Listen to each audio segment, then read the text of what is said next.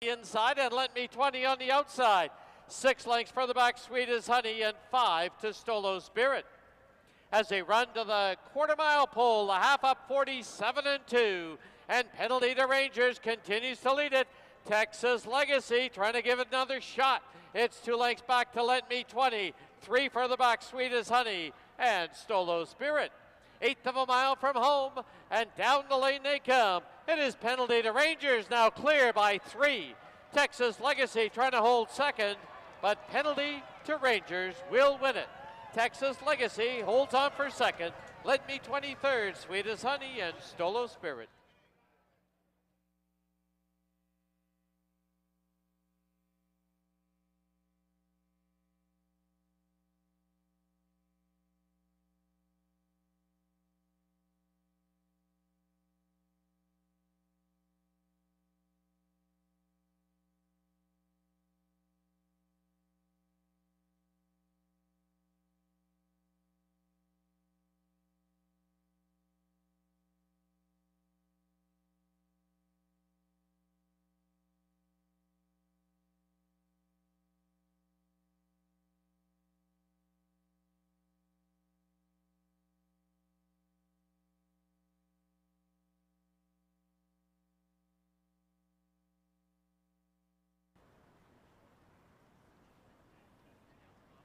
Baby Grand now set.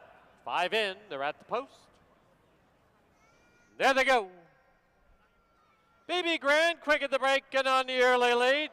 Darting to the inside was Juvie 2, unseating the rider. As they pass by us now, it is Baby Grand with a short lead. Foot Soldier down on the inside. On the outside is Wise Market. And now trying to take a hold here is Driller. Into the clubhouse turn they go, and it is with the lead. Into the turn, Baby Grand by a length and a half.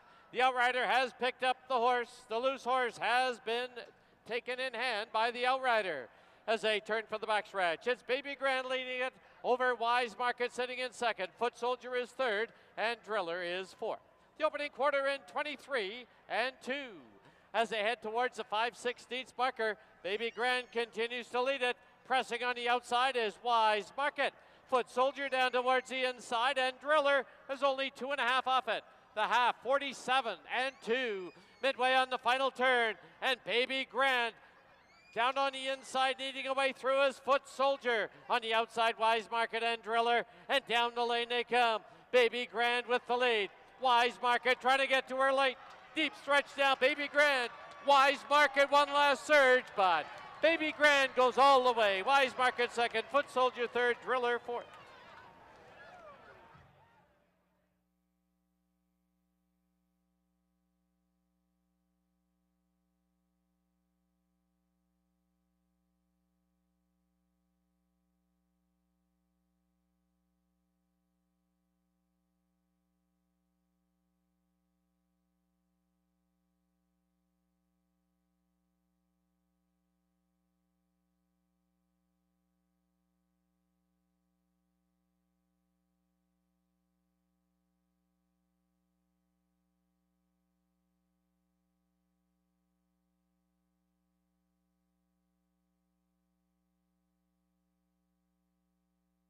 We're at the post.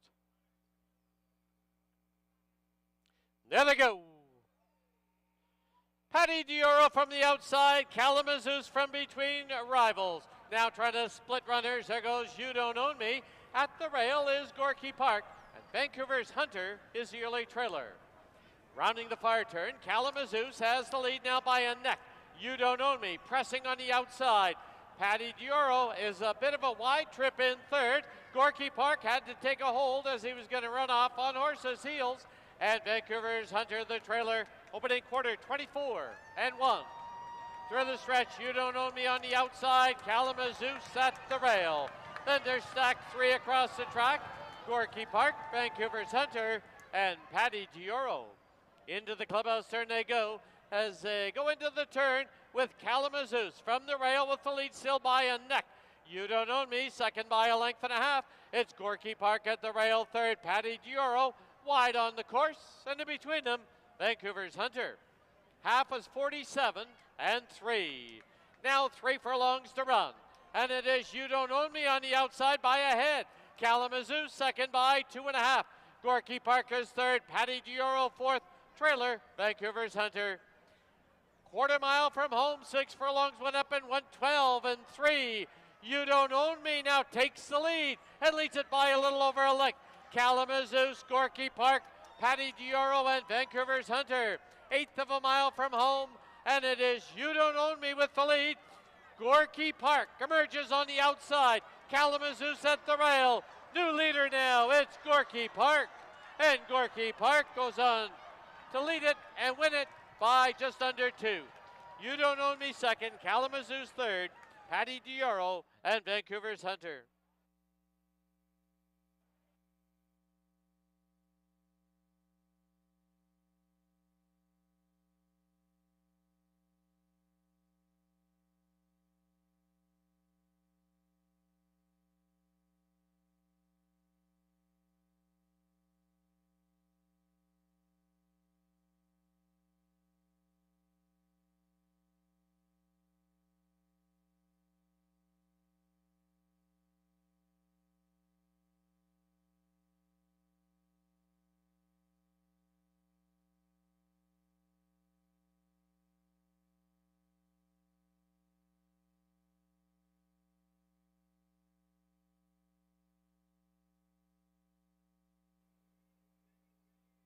Six in, they're at the post.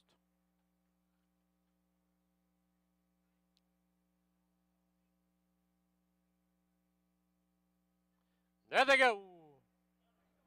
From the rail, Ari Kara on the early lead, Candy Katie, Anami, and another sunny day, widest of all. As they pass by us now, Ari Kara and another sunny day hook up. 2 lengths back is Anami in third, Racino's at the rail. Candy Katie on the outside, Timeless Shrug, 6 back in 6th. Into the clubhouse turn they go. Ari Kara from the rail by a head. Pressing on the outside now is Another Sunny Day. They've opened up 5 on Anami. Candy Katie, Racino, Timeless Shrug, the trailer. As they head down the backstretch, the opening quarter, 22 flat, and it's Ari Kara by a neck. Another Sunny Day, still second by 5.5. Then Anami in third. On the outside, Candy Katie. Racino's at the rail. And Timeless Shrug. Half. Solid 45 and 2. Midway on the turn, Ari Kara now opens up by 2.5. Another Sunny Day. Racino closing ground at the rail. Anami and Candy Katie. 1/8 of a mile from home, and Ari Kara comes home with a 6-length lead. Racino, the closest pursuer. Anami is third. Ari Kara by 4. And Ari Kara will win it in the clear. Racino second, Anami third, Another Sunny Day fourth.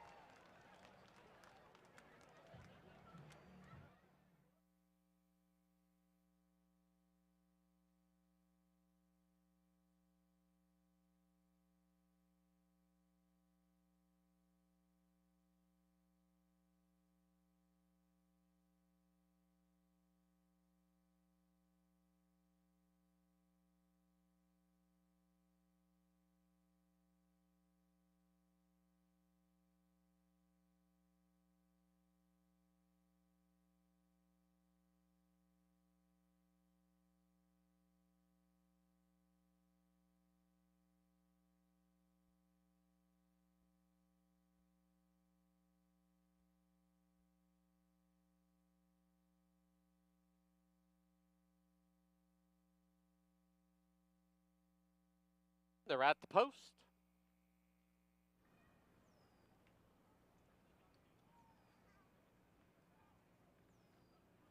There they go. They've all come away well. 151, Sloop John B. vie for the early lead. Debatable, tucked in between runners. Ehrlich's on the outside. Trapolis right there with him.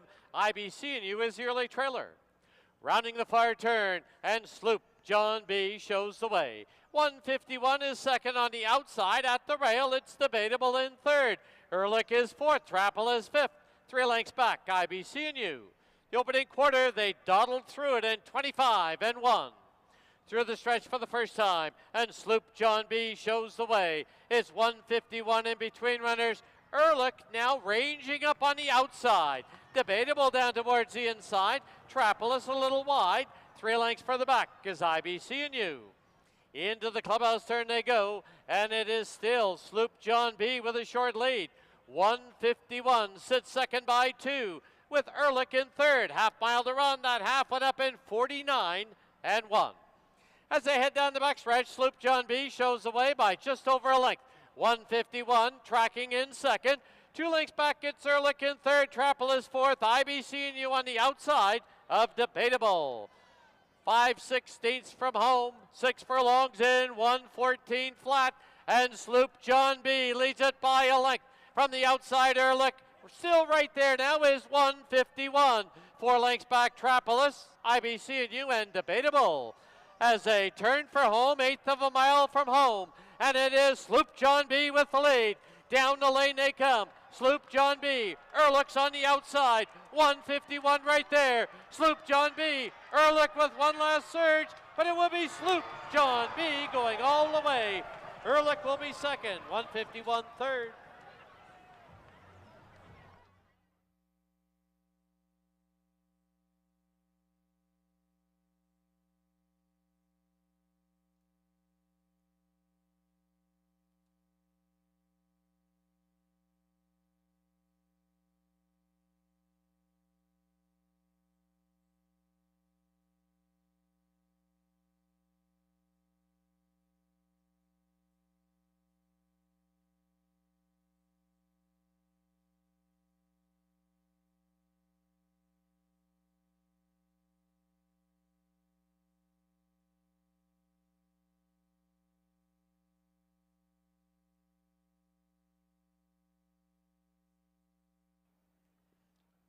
Six in. They're at the post. There they go. From between rivals, Just Jimmy put on the early lead, but Stay Fantastic drives up the inside. Right there at the rail, Shotgun Rider gets away in third, followed by My College Fund in fourth, Family Biz, and Fort Langley is the early trailer. They're on the turn, and Stay Fantastic from the rail, pressing on the outside, Just Jimmy. Length and a half back now, My College Fund's got a good spot in third. At the rail, Shotgun Rider is fourth. Then Family Biz and Fort Langley. As they pass by us now for the first time, 24 and 2 the opening panel. 3 across the track, Stay Fantastic. In between is Just Jimmy. And on the outside, My College Fund. Down at the fence now we have Shotgun Rider in fourth, followed by Family Biz and Fort Langley. As they run past the half-mile marker, the half went up in 48 and 2. From the inside, Stay Fantastic by a nose, still right there. Just Jimmy, second by 3/4 of a length, moving up on the outside, My College Fund. Perfect spot at the rail for Shotgun Rider if he's good enough. 2.5 lengths back, Family Biz and Fort Langley. 6 furlongs, 112 and 4. 1/4 mile from home. Stay Fantastic is game from the fence. Right there, though, on the outside is Just Jimmy. 2.5 lengths back, My College Fund, followed by Shotgun Rider and Family Biz. As they turn for home, Just Jimmy with a short lead. Stay Fantastic won't go away, and down the lane they come. It is now Just Jimmy with the lead. Just Jimmy scores by 2. Stay Fantastic second. Fort Langley rallies up for third. Family Biz fourth.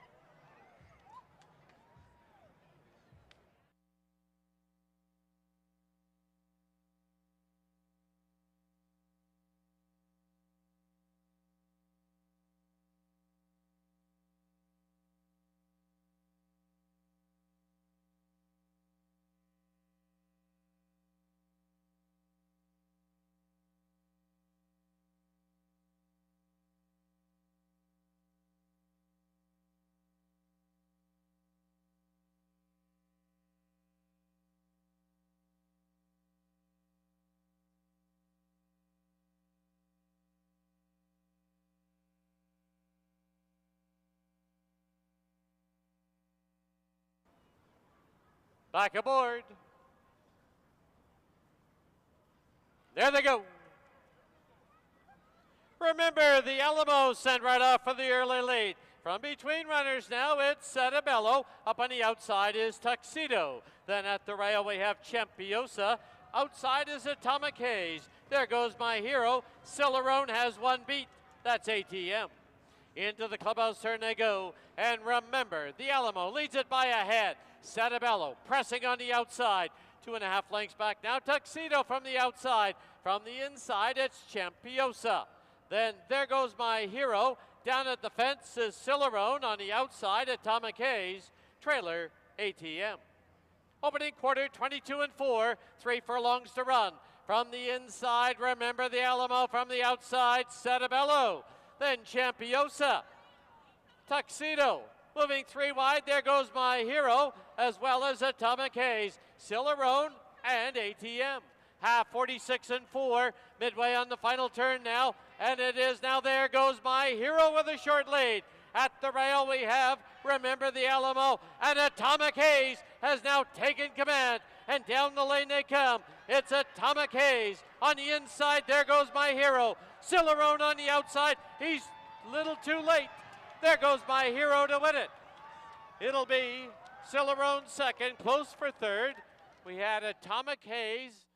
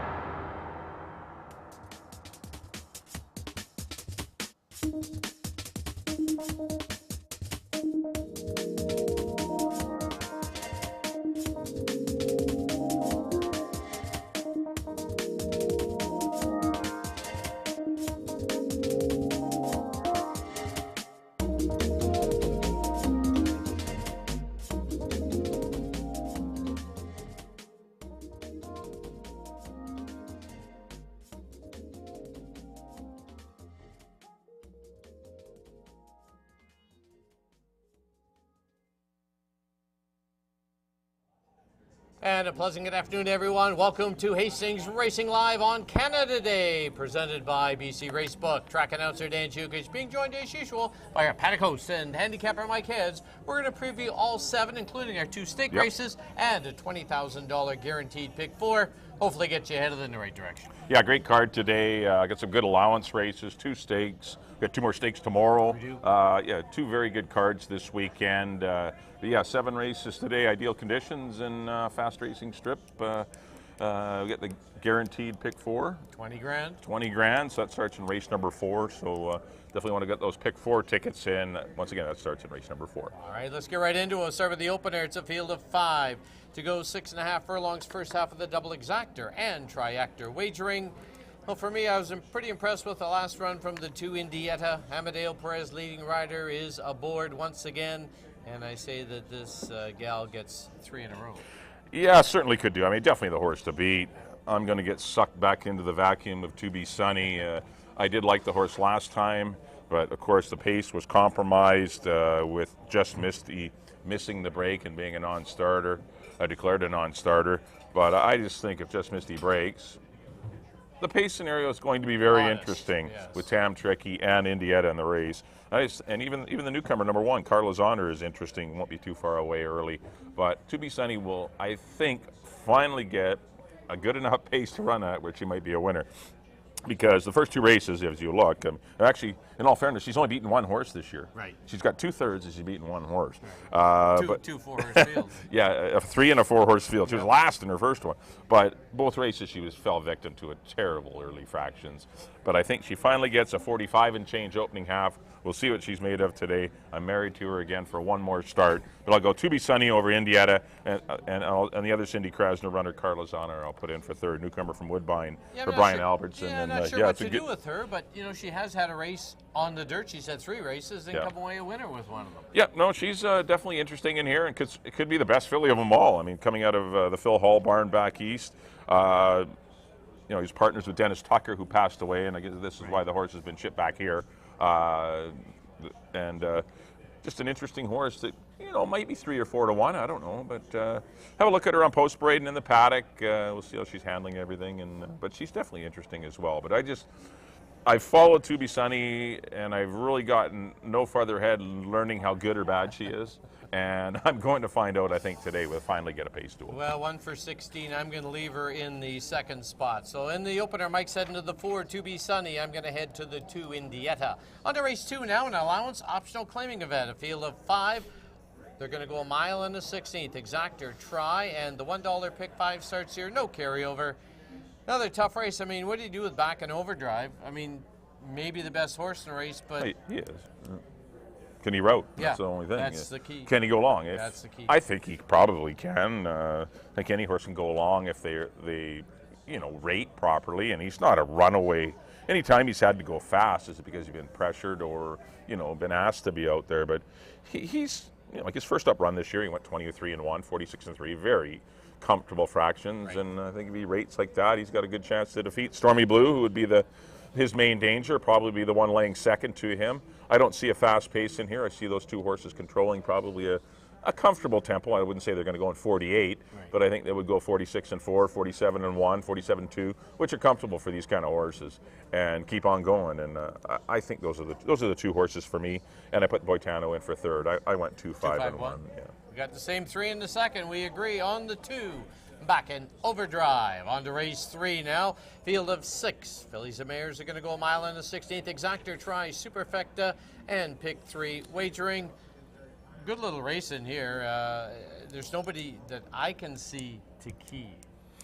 No, Key's I wouldn't rely on anyone in this race. Most of the runners are in with a shot.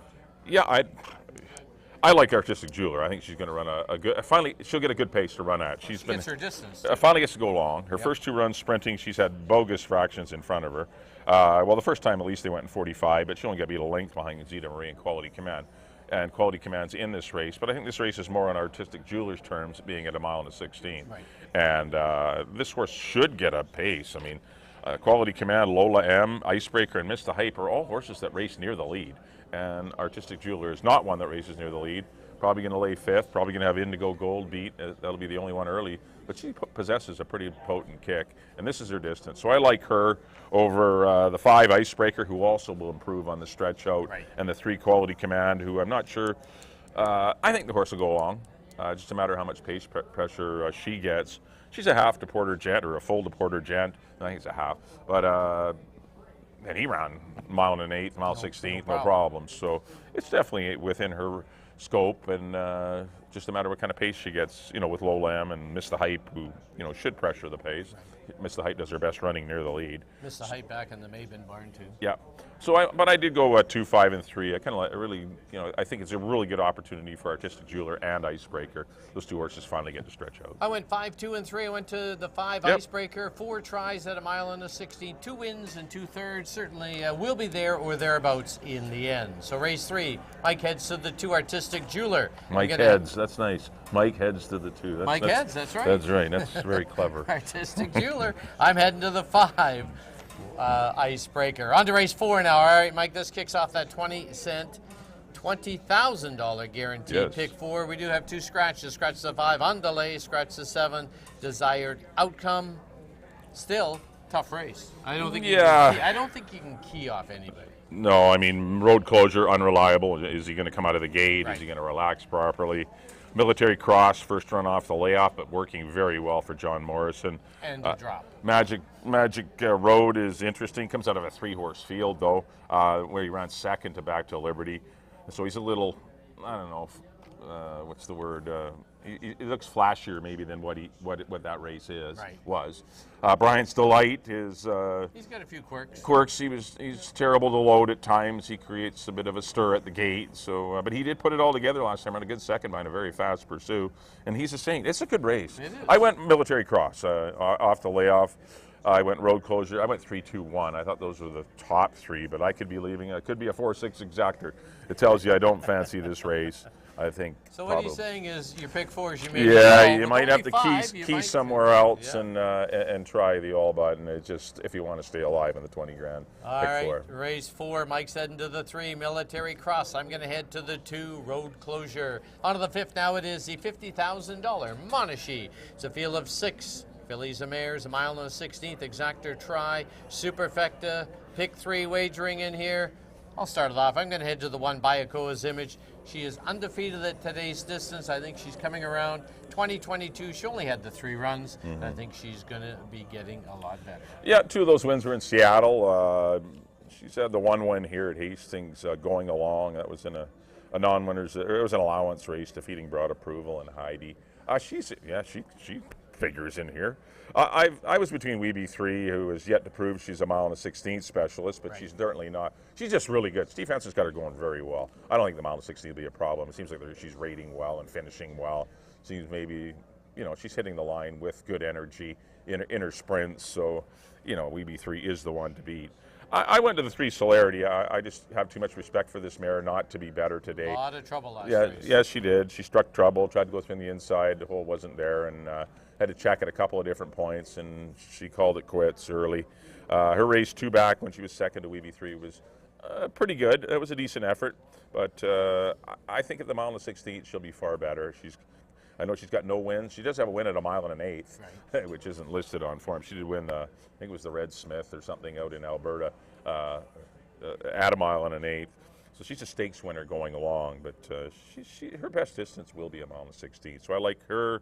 I'm not sure what kind of trip she's going to get, whether she's going to be able to get the lead, sit second to Ria Mia, or who's going to get the chooch in here, because Bayakoa's Image will likely go from the rail.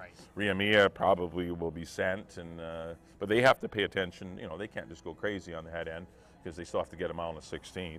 And Celerity shouldn't be too far away. Run a little runs also in with a chance, and as well as Shammer, who's sharp. It's a good race, but I thought Celerity, Bayakoa's Image, and Weeby 3 were just a little bit above the rest of the field. So, but I did go to the 3 Celerity. Well, a bit of an upset. To be the champ, you got to beat the champ, and we're both trying to beat Weeby 3. Mike's heading to the 3 Celerity. I'm going to head to the 1 Bayakoa's Image. Out of the 6th race now, the Lieutenant Governor's field of 7. Mile and a 16th, daily double, exactor try, superfecta wagering. Another tough race in here. Competition or competitiveness runs top to bottom. I'm going to head to the 4, though, a roller coaster ride. Amadeo Perez stays with this guy, and he looked pretty sharp last time. Yeah, he looked good on the stretch out. He didn't want to sprint. He didn't break well sprinting, but he broke okay, but then he broke outward, which, you know, just pretty much eliminated him in a very fast heat that was won by Back in Overdrive. But his route win was very impressive. He had to hesitate too midway on the backstretch. He was going to maybe go in between the leaders, and then he was just going so fast he had to check him and then go 3 wide, and he just blew by everyone to win. I know they were easier horses, Stormy Blue and Boitano, but 143 and 2 is still a pretty nice time. Pretty good time. And the track wasn't that crazy fast where you know, it really flattered him. But he's a nice horse, and I think he'll show it today. I like him to win it. I guess the big question mark is Big Union. He's got to prove he's going to go long. No success so far. But Nicole's got the horse going good. Oh, fantastic. I mean, those 2 wins were pretty impressive. The first up run was just a cakewalk, beating 16 claimers. But last time took advantage of a fast pace, but really closed with authority. And you know, he's a Union Rags, and a lot of the Union Rags are 6 furlongs to mile horses. But there's still others that go along by the sire Union Rags, and Munnings is speed, but this horse has caught something. He's sharp, and you never underestimate a horse that's going well. No. The only thing that deterred me a bit is the distance, and that's the only reason I didn't pick him top 2. I picked him 3rd, but Soaring for the Sun I put in the 2nd spot. Going to go goes without blinkers today. Yeah, blinkers off, and has the rail with Kamal Santo as Amadeo ends up on the 4-horse a roller coaster ride. So I think this course could be maybe your pick 4 key, a roller coaster ride. What did you think? I mean, it's probably... Well, I headed his way. I mean, I looked at Big Union. Soaring for the Sun's interesting to me, but does lose Amadeo, but does pick up Kamal, who's won a couple of stakes here. So, you know, it's going to be interesting with a different rider. Does he get a different result? Yeah, different, and blinkers, and no blinkers. What kind of, where he's going to be positioned, because he got drugged back to last time. Yeah. Mind you, they knew that there was going to be a crazy pace, and there was. Change Back in Overdrive, and I forget who else was there. Was a couple of flyers. I don't know if it was Bold Arch. No, I don't. No, it was. But they were going crazy. They were going really fast. Be Quick was one of them. Yeah, Be Quick. That was it. Be Quick and Back in Overdrive went crazy on the head end, and Soaring for the Sun was best advised to be last. But yeah, it'll be interesting to see how the race sets up through the opening quarter mile, and I think that could dictate who wins the race, but I think a roller coaster ride will be in good position. He's going to be tough. All right, race 6, the Lieutenant Governors. We agree on the 4, a roller coaster ride, just over here at the Peony. Yep. On to race 7 as we close out the Canada Day card. Scratch the 5, gray to go, field of 7. Condition claimers, 6.5 exactor try, superfecta, super high 5 wagering here, 20-cent wager. I went to an outsider here. I think there's going to be a pace on in here. Well, there probably will be. You got Back Shack, Rock Cliff. I think those are the only 2. Rock Cliff and Back Shack are really the fast ones. Right. And then there'll be whoever wants to sit 3rd behind them. I think that it might be Eddie Who. I'm hoping Eddie Who is that one. I'm leaning to Eddie Who. I got 4 horses in this race that I want to play. I want to play 3, 4, 6, 7. And that's what I'm playing in the pick 4. Right. But Climb to Glory, Rock Cliff for sure, Eddie Who for sure, and Back Shack for sure. I mean, those are the 4 horses for me. Sharp Zen, if you can go 5 deep. He looked good in winning, defeating 2 next out winners, Broken, and Cocorita. So, you know, his race was better than it looks like on paper, even though it was against a lot easier competition. Well, I'm going to bargain for a fast pace, and I'm going to head to the 3, Climb to Glory. You know, he's up a little bit in class here, but he's raced really well here at Hastings. No, this is where he's been running. This is his level. Dino's doing a great job. He's won at this level, and he's been running 1st and 2nd. He ran 2nd to Back Shack, who had an easy lead that day. But I don't know if there are any easy leads in here. Then they routed him last. I thought he would run better last time. He was just okay. It was not a good effort from Climb to Glory last time. I just not sure. It just wasn't his day that particular afternoon, because I thought the mile on the 16th would be ideal. They went fast early. He didn't make any impression. He got beat 6 lengths, but they returned him to a sprint, and this is an easier spot. Like that YVR race come up top, Wisely Played. Those are Logical Owl. Those are pretty nice horses that finished in front of him. And of course, Dino's got big numbers on route to sprint too. Yep. No, this horse will be. You know, if there is a bit of a pace, which there certainly could be, he's definitely live. All right, race 7. Mike's heading to the 6, Eddie Who. I'm going to head to the 3, Climb to Glory. That'll wrap up the Canada Day edition of Hastings Racing Live, presented by BC Racebook. Don't forget, live racing continues tomorrow. 2 more stake races. First race, 2 p.m. Yeah, got the Chris Losa Stakes for the 3-year-old Colts and Geldings, headed by Legacy Square and Lucky Force, and then the fillies will be in action. Supernatural. Supernatural, and that'll feature Air Force, the 2-year-old filly champ. She's a high weight in that race, so once again, both races are at a mile 16th. So things are getting interesting as they start to stretch out, as they get to go towards the BC Derby and the BC Oaks, and those talented 3-year-olds will be on display tomorrow. All right, as we leave you, here's a complete look at our selections for this Canada Day event. Good luck, everyone. Have a good day.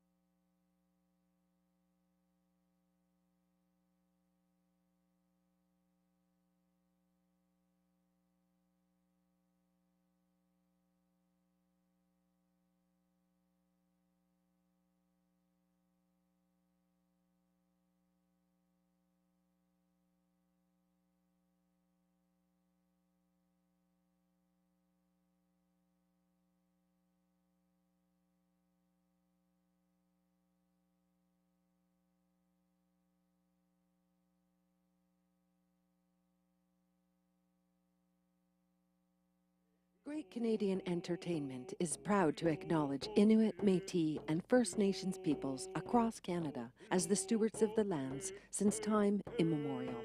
The Hastings Racecourse and Casino are grateful to be on the traditional territories of the Squamish, Tsleil-Waututh, and Musqueam nations. We honor the cultural keepers and elders who are with us today, the ancestors before us, and the youth that inspire a future of reconciliation.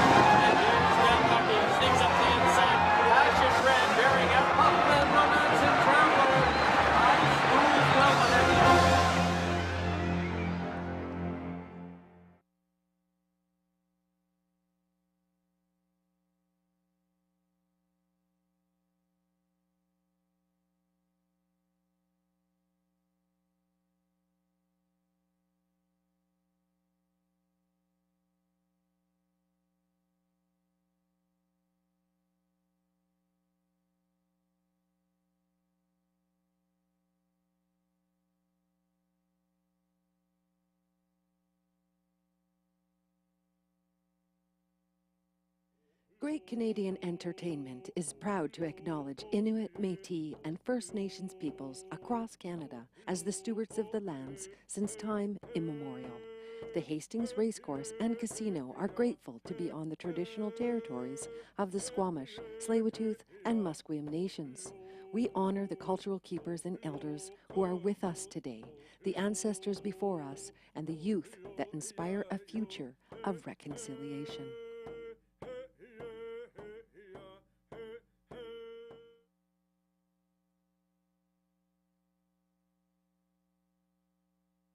Good afternoon, everyone. Happy Canada Day and welcome to Hastings Racecourse.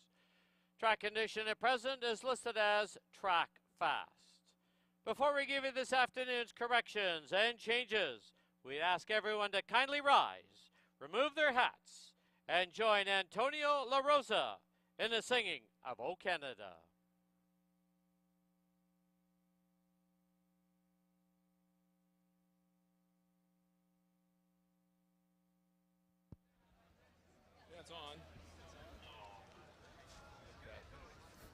Mic test, mic test. Oh, Canada, our home and native land, true patriot love in all of us command. With glowing hearts we see thee rise, the true north strong and free. From far and wide, O Canada, we stand on guard for thee. God keep our land, glorious and free. O Canada, we stand on guard for thee. O Canada, we stand on guard for thee. Thank you. Ladies and gentlemen, Canadian National Anthem sung by Antonia La Rosa. Antonio's bio is in today's program. He is an up-and-coming Canadian country music rock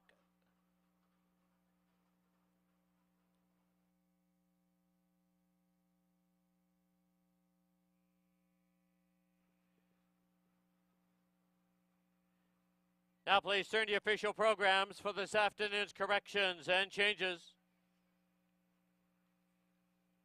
In the first, number 2, Indietta, 2 pounds over.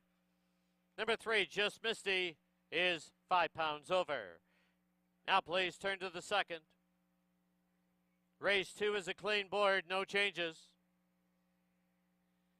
In the third, number 4, Lola M, is 3 pounds over. In the fourth, this race kicks off our $20,000 guaranteed pick 4. Number 2, Road Closure, 2 pounds over. Number 3, Military Cross, is 3 over. Scratch the 5, on delay. Number 7, Desired Outcome, has been withdrawn. Scratch the 7, Desired Outcome. In the fifth, the $50,000 Monashee, number 1, by Akoa's Image, 1 pound over. Number 3, Celerity, is 1 pound over. Now please turn to the sixth. In the sixth, number 2, Florida Gator, 6 pounds over. Number 6, Rookie Year, 7 pounds over. Number 7, Be Quick, is 2 pounds over.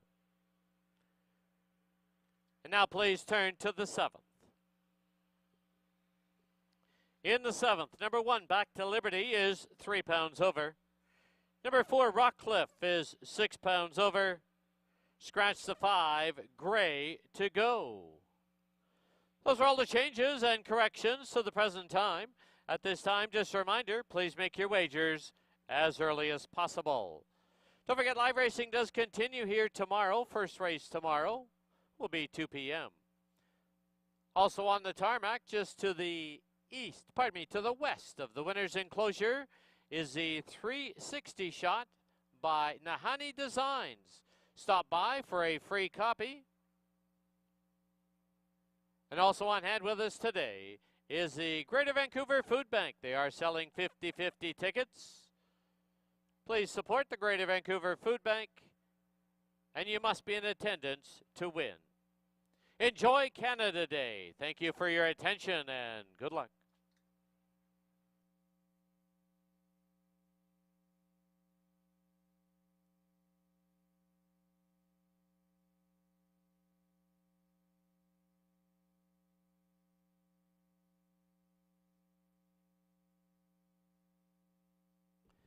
At this time, Hastings would like to welcome our groups joining us for our Canada Day card. They include the Maria Winter Birthday Party, Canada Day Indigenous Celebration Group, Hardy Bahandal's birthday. Happy birthday to Matt Brochart. Celebration of Life for Richard Brown, Maya Olek Birthday Party, Peter Pizzell Group, the Carter Quast Birthday Party, and on behalf of everyone here at Hastings, happy Canada Day to everyone.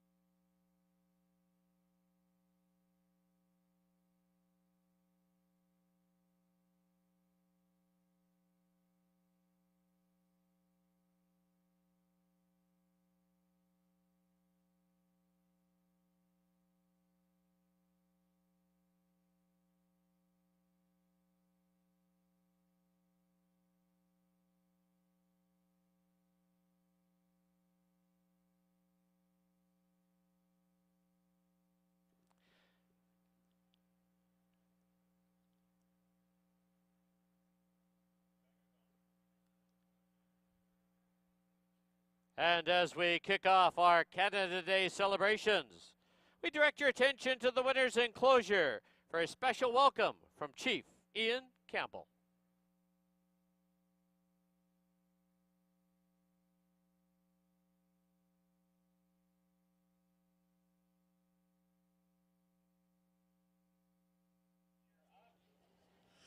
Oseam.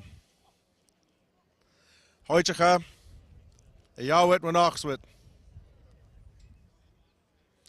Oseam. I don't think so.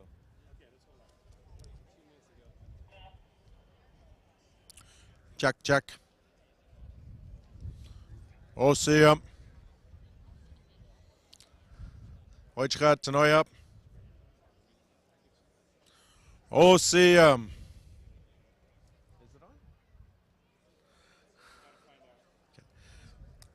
Jack Oseam. Okay, Hoichka, Yawin Oxwit, Chinkomantomi, Tansaquetals. It's an honor to be here to welcome you to our shared territories of our Musqueam, Squamish, and Tsleil-Waututh families. We're in a part of our territory known as Conamote. I hope you will all take that into your hearts. The traditional name is Conamote, which refers to this beautiful creek that once ran through this territory. I want to thank the horse race course here for having us today as a part of the Canadian celebration for Canada Day. And as Indigenous peoples, certainly it is important to discuss reconciliation. So we want to thank you for coming out to be a part of this important movement. I'm going to share a song as a way of welcoming us today and honoring this beautiful day. I will be singing the Musqueam Welcome Song on behalf of our three nations. This song says, with Itzap, Itzap Mesteoch, which means we're all good people. We come from a long lineage of good people, which celebrates our collective journey together. So please join me in honoring this beautiful day through this welcome song. Oseam.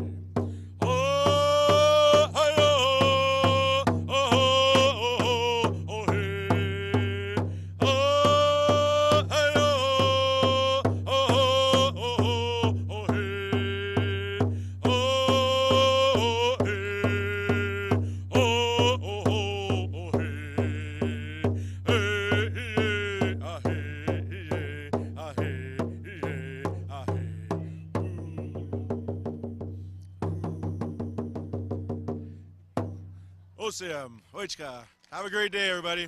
Thank you, Chief Ian Campbell.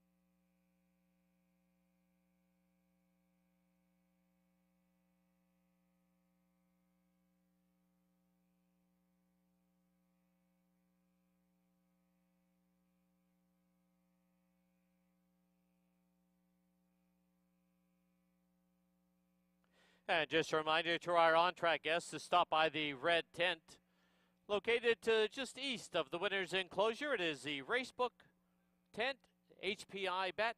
Stop by. If you can't make it to the races, sign up for an HPI account.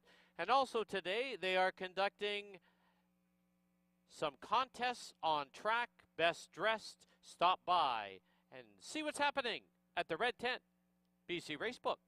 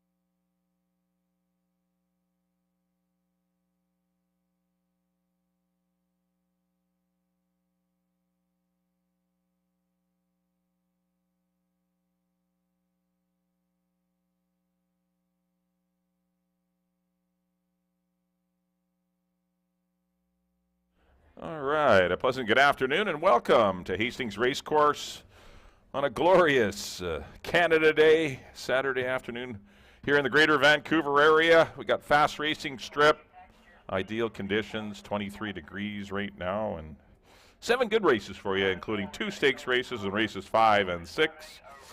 We will have the Monashee for fillies and mares in race number 5, and then the Lieutenant Governors for the 3-year-olds and upwards. The boys will get their chance to go 1 mile and a 16th in race number 6.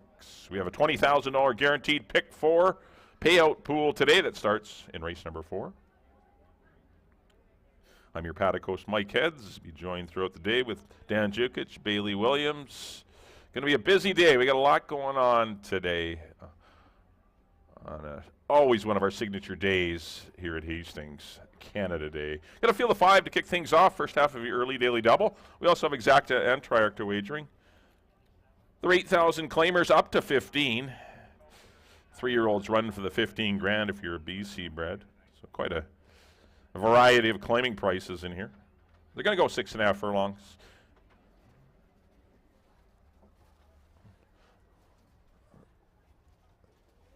We'll get you a shot of the 1. We're just currently looking at the 3, Just Misty. We'll move along to her after. There's the 1 hiding with blinkers there. That's Carla's Honor, one of 2 Cindy Krasner trainees in here. Both are owned by Brian Albertson, who does form BFA Holdings. And, of course, Indietta owned by him with, unfortunately, his partner that passed away, a good friend of racing, Dennis Tucker. But Carla's Honor brought back here from Woodbine. Good third in her last start 3 weeks ago in Toronto. That's got to make her a player, wouldn't you think? Kind of surprised to see her at 5-1. I picked her for third, but I can certainly see her winning. There's no standout in this race. This is a good group of 5 fillies that any one of the 5 can win with the right kind of trip. We'll see how Carla's Honor fares. Silvino Morales will be aboard, the daughter of Ray Stay, who's a son of Tappet. 2 will be Indietta. It's your favorite at even money. Not surprising, she's going to be the favorite, winning this condition last time. Sports 2-race winning streak with Amadeo. He's back aboard today. She showed she doesn't need the lead. She let Tam Tricky have it last time and then just galloped up on her outside and ended up running her down in the lane. Probably going to do something similar to that. Amadeo probably would have preferred an outside post with her. Just have to do some maneuvering to get her off the rail. We'll see. But definitely the horse to beat is the 2, Indietta. There's a good shot at her. Number 3 will be Just Misty as they make their final lap here in the paddock. Just Misty got to be good at the gate today. Missed it last time, was declared a non-starter. If she's good out of the gate, she's pretty fast. She did defeat the similar category in a non-2 in 1:18-1. So you know she's got it in her. 9-2 on Just Misty for the white hot Craig McPherson barn, batting 40%. Number 4 will be To Be Sunny. I'm going to be married to this horse for one more time. It finally gets a pace to run at. I think if Just Misty breaks, there will be 2 or 3 of them hopefully going out there, or at least setting honest fractions. Last time it was 47-1, which left her absolutely 0 chance of winning. She ended up beating 2 lengths in that race. I think she can get far closer with a decent and contested pace in here. So I'm going to stick with her one more time here. And I knew the odds would be good, and they are. She's 7-1. That's the 4, To Be Sunny, with Jose Gomez for owner, trainer, breeder, Bruce Unwin. Rounding up the field to be the 5, this is Tam Tricky for the Win Racing Stables and Larry Grieve. She's got really nowhere to go other than to the front. This is the way she runs. At least she's run this year anyway. Some of her races last year, she did show she could come from off it. But I'm sure Kamal Santo will be shipping her off to the lead. We'll see how crowded it is up there. We'll see if Just Misty breaks and Indietta wants the lead. We'll see if she's forced to lay third or something. But she's in good form. She's running well. She's had a win and a second in her last 2 starts. She's on her game. She's the second choice at 5-2. There's your field of 5. 8,000 non-3s here. Claiming prices up to 15. I'm going to go to the 4, To Be Sunny, one more time. I went 4-2-1. There's a look, if you're watching on TV, at all of our analyst selections. Thanks, everyone, for coming out. 7 races. First one's getting kicked off in 9 minutes. Let's send it up to Dan for the official introduction of race number 1.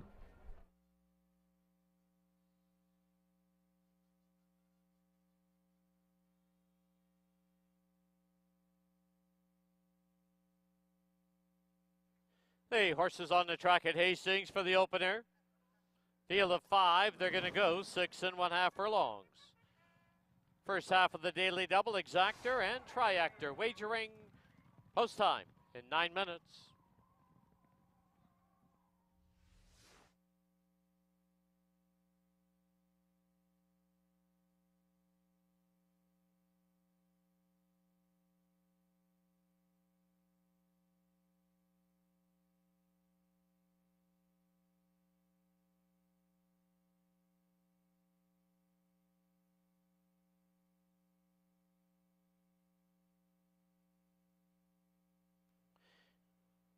Excuse from post parade, the 5, Tam Tricky. Here's your field. Number 1, Carla's Honor, owned by BFA Holdings, the rider, Silvino Morales.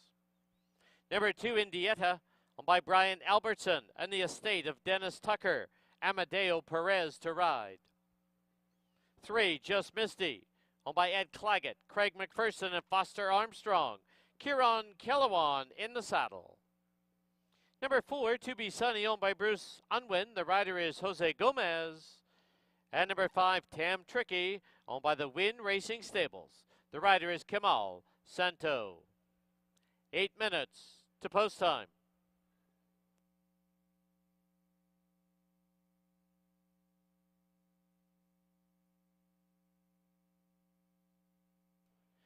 As we kick off Canada Day here at Hastings, it's also Groom Appreciation Day, sponsored by the Anderson family. For more on the grooms that we're going to honor each race throughout the card, let's go down to Bailey Williams. Bailey? Thank you, Dan, and thank you to the Anderson family for sponsoring the Groom Appreciation Day. These are the people that get up every day, 7 days a week, to care for our equine athletes. The winner of race number 1, chosen by a spectator here today, is Jasmine. She grooms 4 Win Thoroughbreds. She's the groom of number 5, Tam Tricky, in here. So hopefully she's going to be going down to the winner's circle to get a photo. So here's your hat, your card, and best of luck in here. We also have a very busy day here at Hastings with lots of activities. Head on over to the BC Racebook tent, enter the Fly Over Canada draw. That is for 2 tickets to go over to the Fly Over Canada. There's a kids draw basket as well, including a brush box, some brushes, signed goggles by leading rider Amadeo Perez, as well as some crafts, face painting. And there's a photo Polaroid, so head on over there with your best dressed Canadian attire. Get entered in to win that best dressed contest. It's a VIP box your next day at the races, as well as a $100 betting voucher, as well as a Canadian themed gift basket. At the Hastings Blue Tent, just outside the winner's circle, you have the 50-50 draw. All draws for today will be made just prior to race number 6. And all throughout the day, we will have a groom each race, and that is sponsored by the Anderson family. They appreciate and see all of the hard work that these grooms put in each and every day. And finally, just as we have 6 minutes to race number 1, my selection in here is the current favorite, and that is number 2, Indietta, looking for her 3rd consecutive race. I like that last start. She was able to kind of sit off a little bit, showing she has some versatility. Amadeo stays aboard. Second spot is a little bit of value play at 7-1, and that is To Be Sunny. Has a nice closing ability. There is quite a bit of speed in here, especially if Just Misty is able to get a fair start today. And rounding out my top 3 here in race number 1 is the 5, Tam Tricky, the winner of the Groom Appreciation Award. She set really good fractions last time. If she can settle a little bit better today, look for an improved effort. I went 2, 4, 5 for the opener. You have 5 minutes to make your wagers. Get them in early, and best of luck.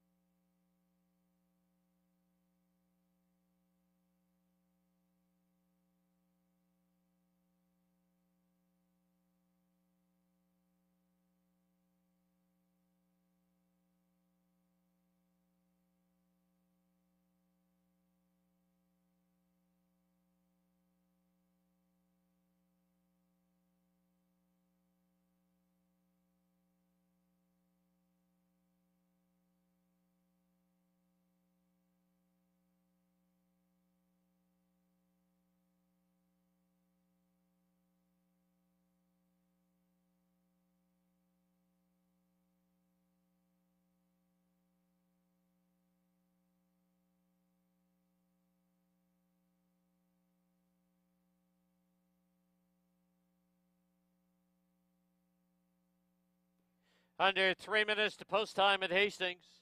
Just a reminder to our on-track guests, the blue tent located just outside the winner's enclosure, the Greater Vancouver Food Bank, today are selling 50-50 tickets. Watch for the volunteers. Also, we have a 360 shot by Nahani Designs, and it's a free shot today, so stop by, bring your phone, and they'll load it on your phone for you of that 360 design.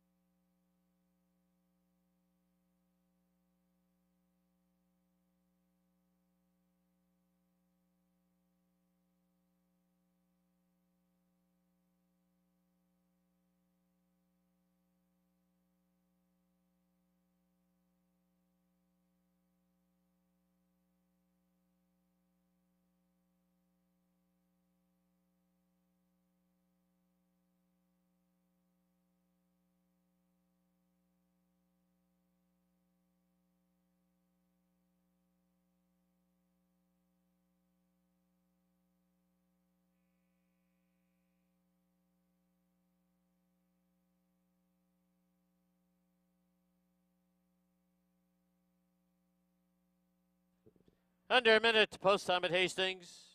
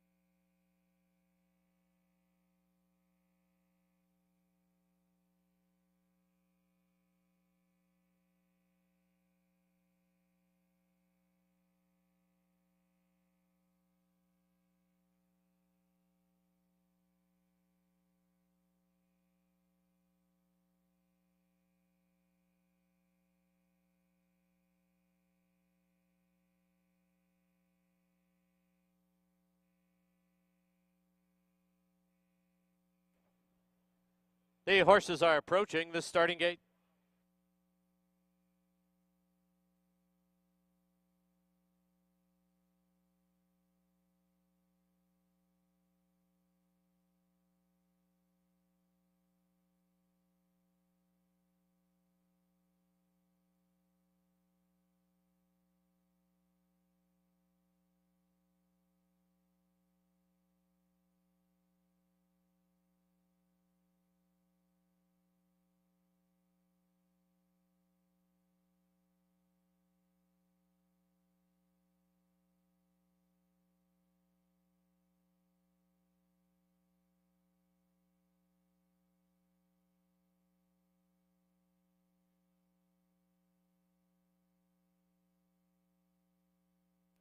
The horses have reached the starting gate.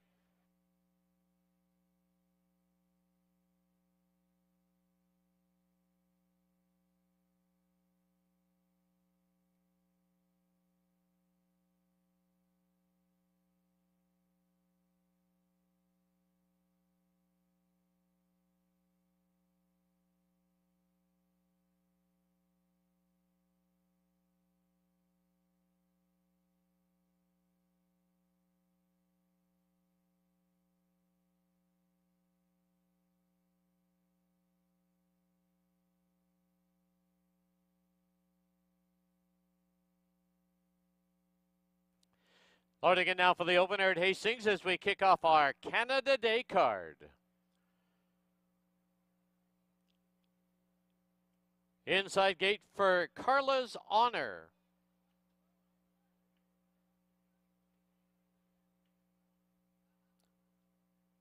Just Misty will be loaded without the rider.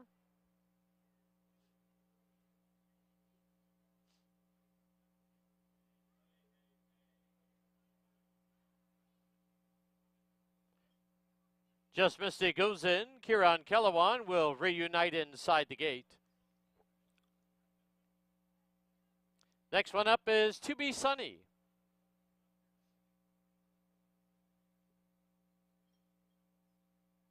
Outside gate is Tam Tricky and Indietta. 5 in. They're at the post. To Be Sunny is broken through the fronts. No harm done. Nice save by the assistant starter. Lock back up. There they go.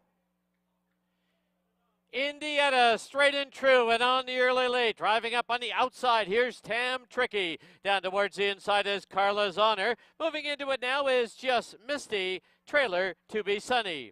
Under the line for the first time. It is Indietta trying to be geared down a little bit. Leading it by a neck. Up on the outside, it's Tam Tricky, second by 2. It's Just Misty in third by 3. Then we come back to Carla's Honor in fourth by 2.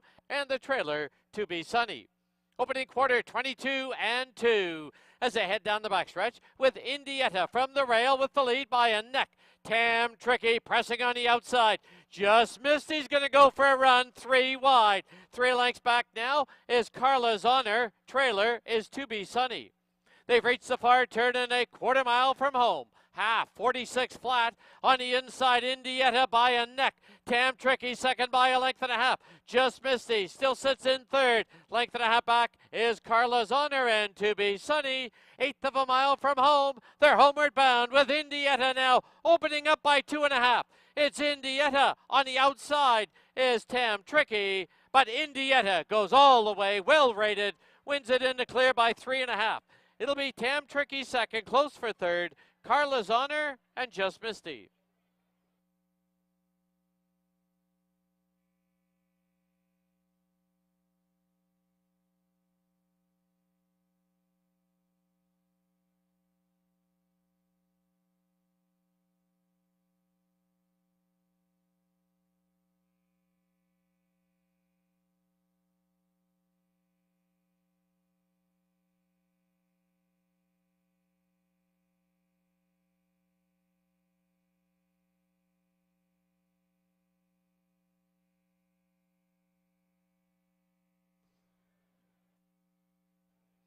On the board, the unofficial winner, number 2, Indietta.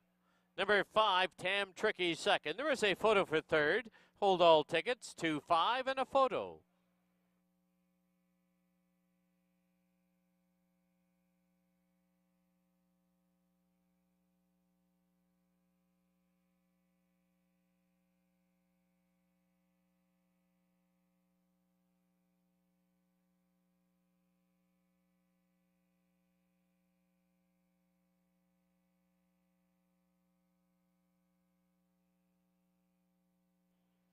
In the photo for third, number 1, Carla's Honor is third, and number 3, Just Misty, fourth. 2, 5, 1, 3 on the board.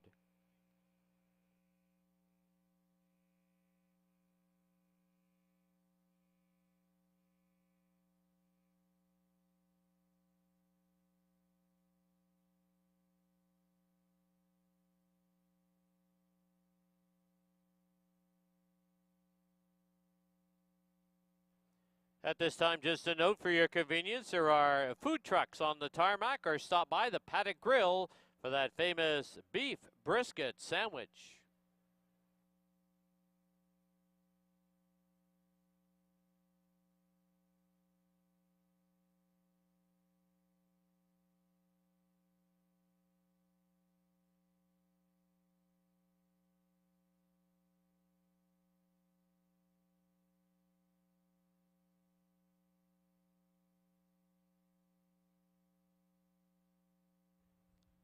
Into the winner's enclosure, the winner of the opener, number 2, Indietta.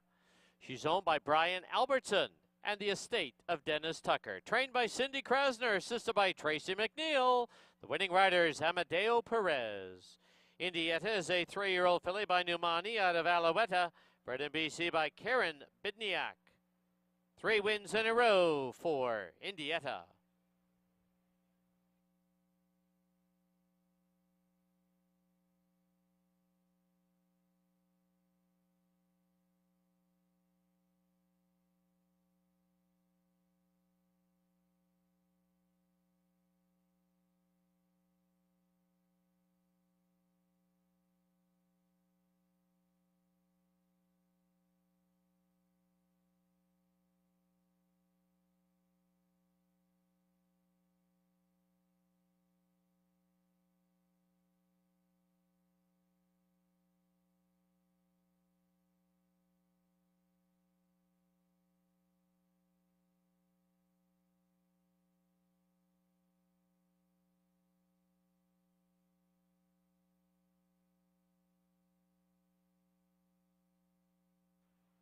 The result is now official. The 2-5 exacta was $10.60. 2-5-1 $2 try was $33.20.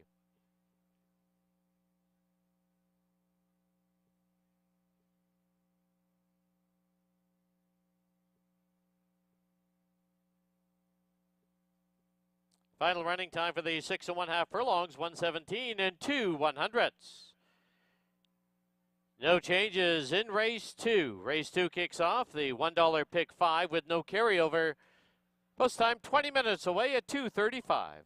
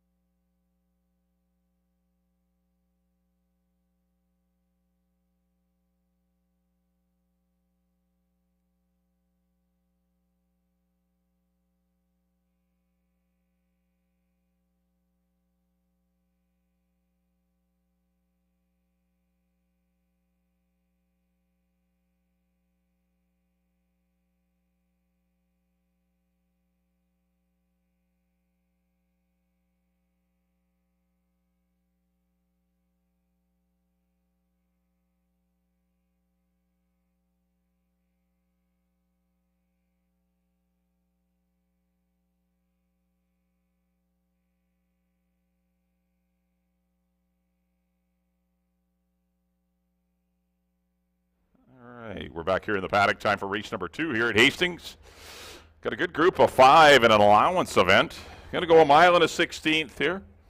Kick off the pick 5 on races 2 through 6. We also have exacta and triactor wagering to go along with the standard win play show bets that are available. Well, nice run from Indiana on race number 1. Congratulations to the estate of Dennis Tucker, Brian Albertson, Cindy Krasner. It's 3 in a row for Indiana. And Amadeo Perez gets his 3rd in a row on Indiana. It's an impressive win again in race number 1. Number 1 is Boitano in this one. A distant 3rd last time behind a roller coaster ride who's in the stake race today. And Stormy Blue who's in this race today. But Boitano was kind of sent up to be part of the pace that day. You know, it seemed content early, but I guess the fractions were a little slow, so Brian Boudram Singh just tried to coax him up there, and he got chasing on Stormy Blue, and those two clicked off, you know, some decent fractions. Boitano stayed in contention until the top of the stretch, then he started to lose some ground. But there's no roller coaster ride in this one. I'm sure with the rail he'll probably settle better. Because he's a pretty nice horse, this Boitano. And I think he'll show that in his 2nd try going long. He's got some speed to him too. He did lead the Speed to Spare Championship for a long ways last fall at Century Mile. Currently a very generous 7-1. That's a big price for Roger Snow, Don Daynard, and Conrad Rozenek. And trainer Mel Snow. Number 2 will be Back in Overdrive. Definitely the horse to beat in here. He's 4-5. He probably should be the favorite. Back-to-back wins going through his conditions. Then tried the top horses in the George Royal. Got hooked with Be Quick on a very fast pace. Put Be Quick away. They went 21-2, 44-3. Got collared by Big Union at the top of the stretch, but held 3rd. It was a very game effort for him to hold the 3rd spot. He ran a better-than-look race that day. This will be his first try going 1 mile and a 16th. Uncharted territory for him. He wears that extended blinker, but it seems to have pacified him anyway. He hasn't really been offering to get out on the turns at all. He doesn't hug the rail, but he's still been cornering very well. Come back with a good work in 1 minute and 1/5. A couple of weeks ago, Camille Santo will be aboard. This one will be your leader, and we will see if he will take them all the way. The fans say that he will wire them. Currently at 3-5. That's the 2 horse Back in Overdrive. Please note race 2 will have a slight delay for a shoe repair to the 2 Back in Overdrive. Oh, there we go. Got a shoe repair.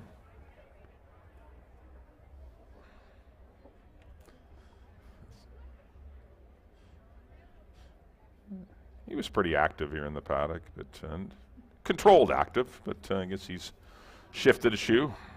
Number 3 will be Prince Cairo. It was a back marker throughout in that last race. He's better than that. He had 2 good 3rds already this year for the Hastings Racing Club. Both of those in sprints. He's a better mile and a 16th horse. I know he didn't show it last time, but don't be giving up on him. He's 7-1 with Fraser Abley. Number 4 will be Wisely Played. He's a back marker early. He's another one has no early speed. He come flying late to get second behind YVR in an easier non-3 for 16. This is a non-3 allowance.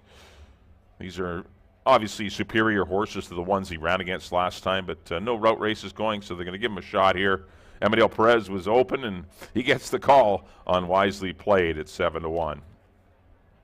And number 5 will be Stormy Blue.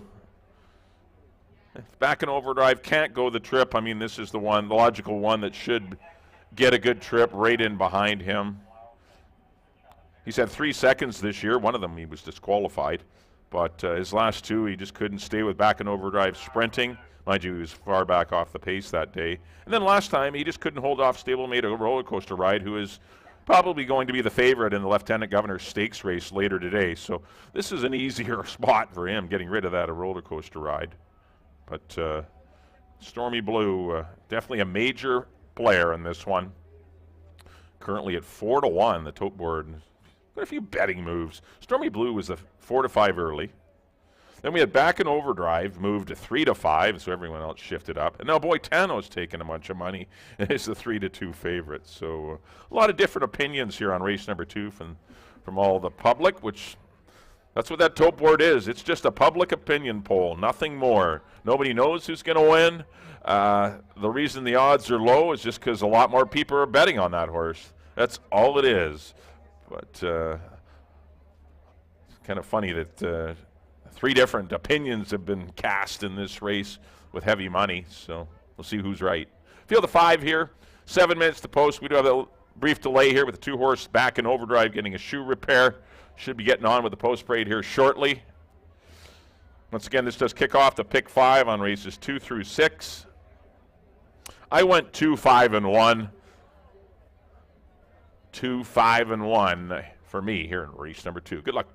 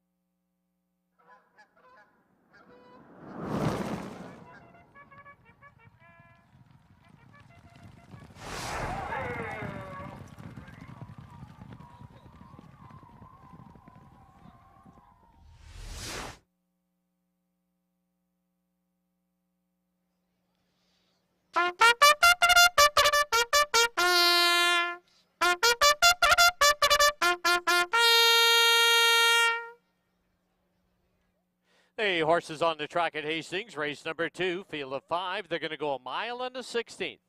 Exactor, Triactor, and Pick 5 wagering. Post time shortly.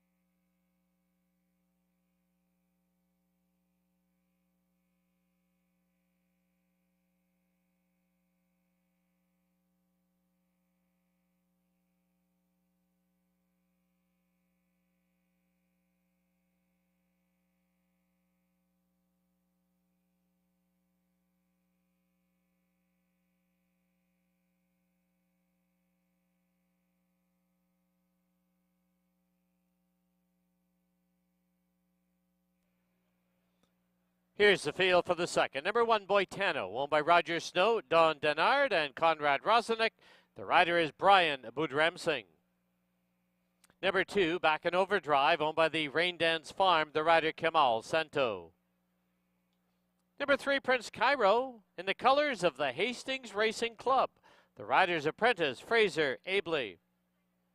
Number 4, Wisely Played, owned by Warren Wilson, June Sutherland, Neil Stajkowski, Barry Hickman, and Leslie Small. Amadeo Perez to ride. And number 5, Stormy Blue, owned by the Century Plaza Stable. The rider is Antonio Reyes. Post time in approximately 6 minutes.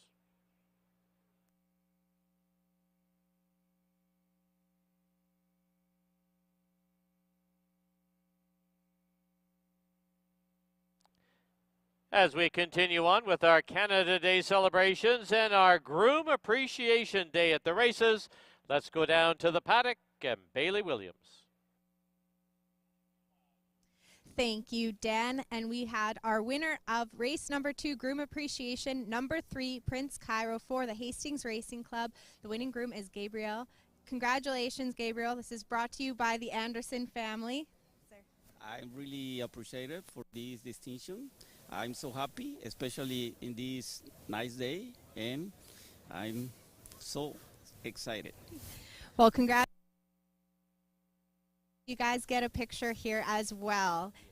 Yes. This is the best wish. Thank There you you so go. much. Thank you.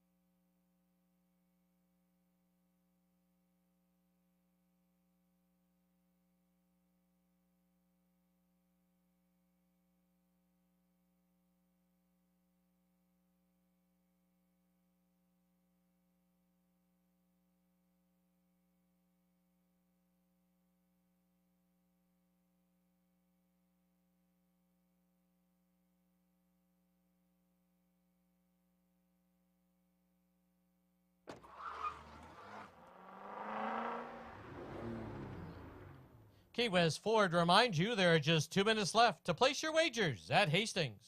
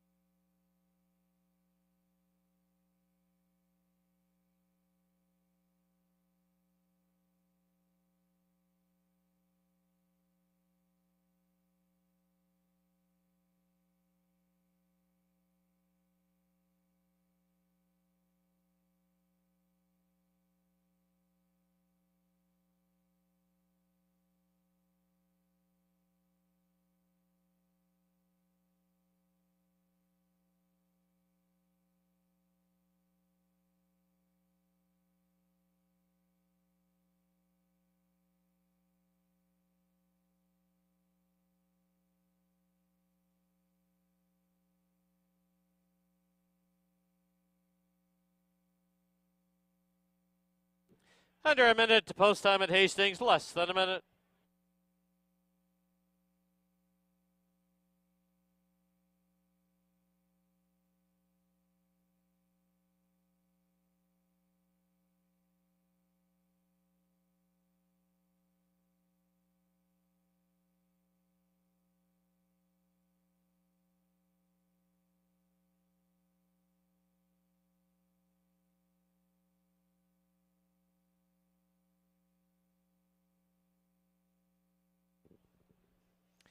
As part of our Canada Day celebrations today, fans are welcome to visit the BC Racebook tent on the tarmac to enter a draw for tickets for two on the world-renowned Fly Over Canada. It's a trip courtesy of Destination Vancouver. We'll be making the draw after the 6th race of today's card.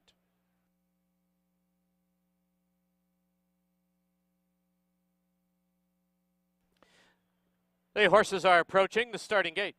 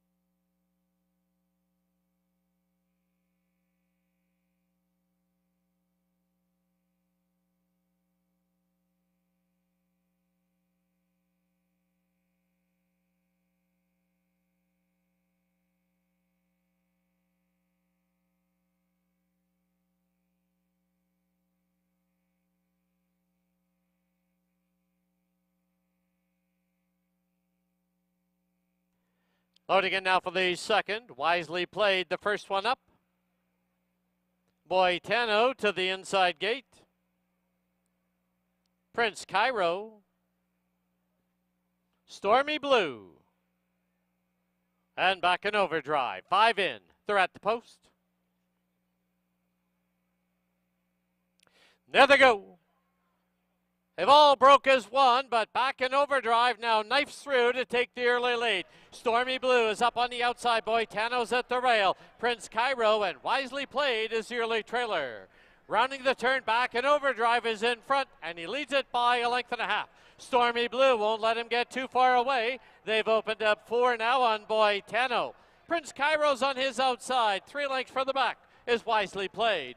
Opening quarter, a lively 23-1. Through the stretch for the first time, it is back in overdrive with the lead by a little over a length. On the outside, it's Stormy Blue, second by 2.5. Boitano's at the rail on the outside, Prince Cairo, and it's still about 5 back to the trailer. Wisely Played, he has about 10 lengths to make up. As they head to the half-mile marker, the half, 46 flat, and back in overdrive continues to lead it. Stormy Blue, closest pursuer. Down on the inside is Boitano, Prince Cairo, and the trailer Wisely Played, but he is creeping closer. Past the 3/8 they go, and back in overdrive, still with the lead. Now by 2 lengths. It is Stormy Blue in second. Boitano closing at the rail. Wisely played up on the outside. And Prince Cairo, 6 furlongs, 111 flat. 3/16 from home, and it is back in overdrive, but now Boitano is going to take a run at him on the outside, and down the lane they come. Back in overdrive. Boitano's right there at his throat. 4 back is Wisely played. Deep stretch now. It's Boitano with the lead. Boitano will score. Back in overdrive settles for second. Wisely played third. Prince Cairo and Stormy Blue.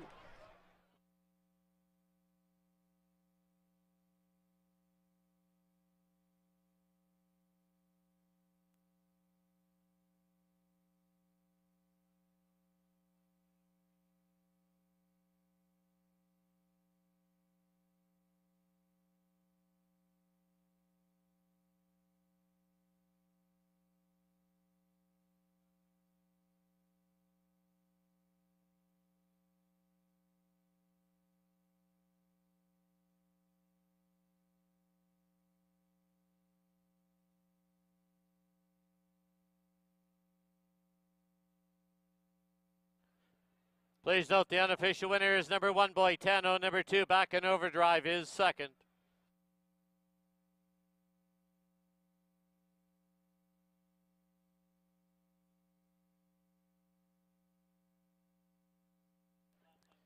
Number 4, Wisely played third. Number 3, Prince Cairo, was fourth.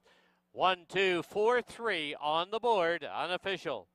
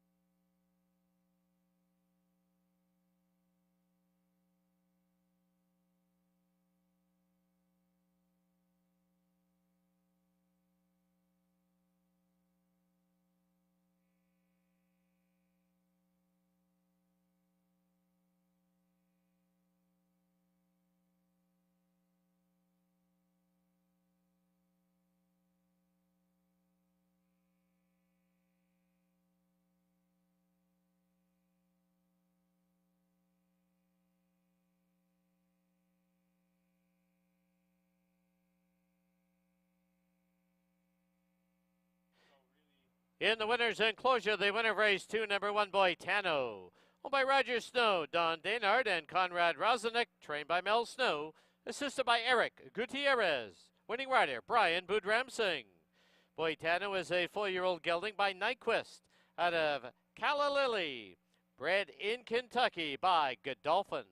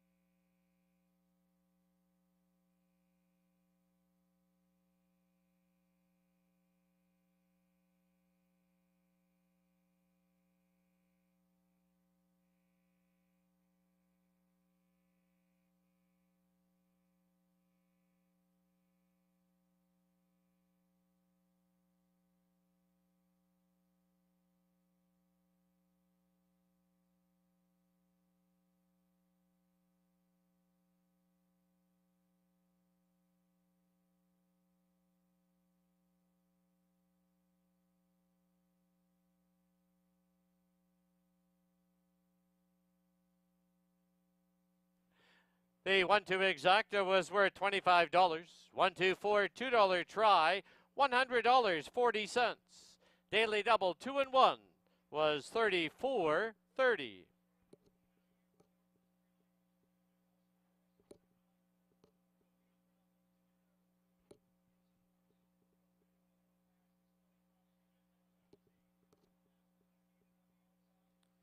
Final running time for the mile and the 16th, 1:43 and 39 100ths.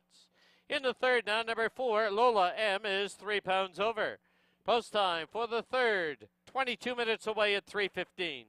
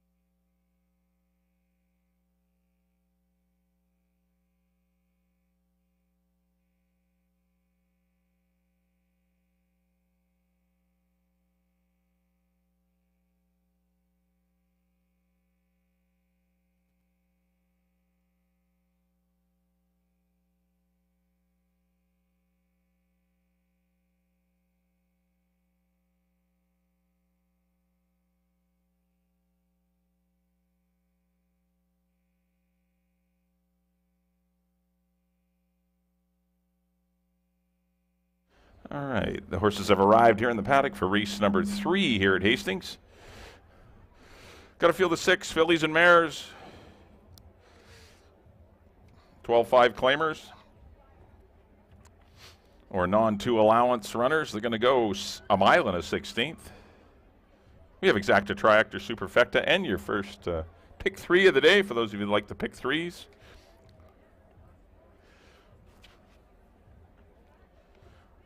Well, a good run from Boitano in race number 2. Runs to the hype. A much improved effort. Nicely ridden by Brian Boudramsing, sitting the trip. Chilly on the rail. Fractions were quick. And waited to pounce on the leader back in overdrive and ran by in deep stretch. A good final time of 1:43 and 1/5. Congratulations to Roger Snow, Don Daynard, and Conrad Rozenek as Boitano, and trainer Mel Snow, of course. And Brian Boudramsing win race number 2 with Boitano. Here's the one, that's Indigo Gold. Currently the longest shot on the board at 16-1. Let's see if the distance change helps her. Daughter of Sun Gold. Good closing second at the non-316 level. She was in for 20 being a BC bred. Beat by a pretty good filly, Love Above and Beyond, who will be in the stake tomorrow. Just touched Amanda out of second. She'll likely be last early. And there is the threat of some speed in here, so she could make her presence felt late. She's got a good late closing kick. We saw off the pace runner win race number 2, so you know the track's playing fair. Rail's good as usual. Currently 16-1. That's the one, Indigo Gold for Bruce Unwin and Jose Gomez.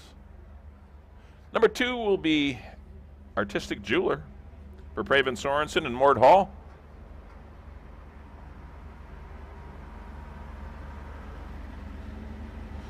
Couple of good sprint runs. She's not a sprinter, though. Good closing third to Zita Marie and Quality Command. Followed that up with a 4th behind Queen of Attitude, Lasting Light, and Icebreaker, who's in the race today. But this is her trip. She's a route horse. The farther the better for Artistic Jeweler, and she gets her opportunity. I think she's going to run a very good race today. There looks to be enough speed that no one gets away too easy on her. So she's my top pick in here. I really like the 2, Artistic Jeweler with Antonio Reyes. 3 will be Quality Command. Was taken off the pace last time. I'm sure she'll be on the lead today. Amadeo seems to find the lead on most horses.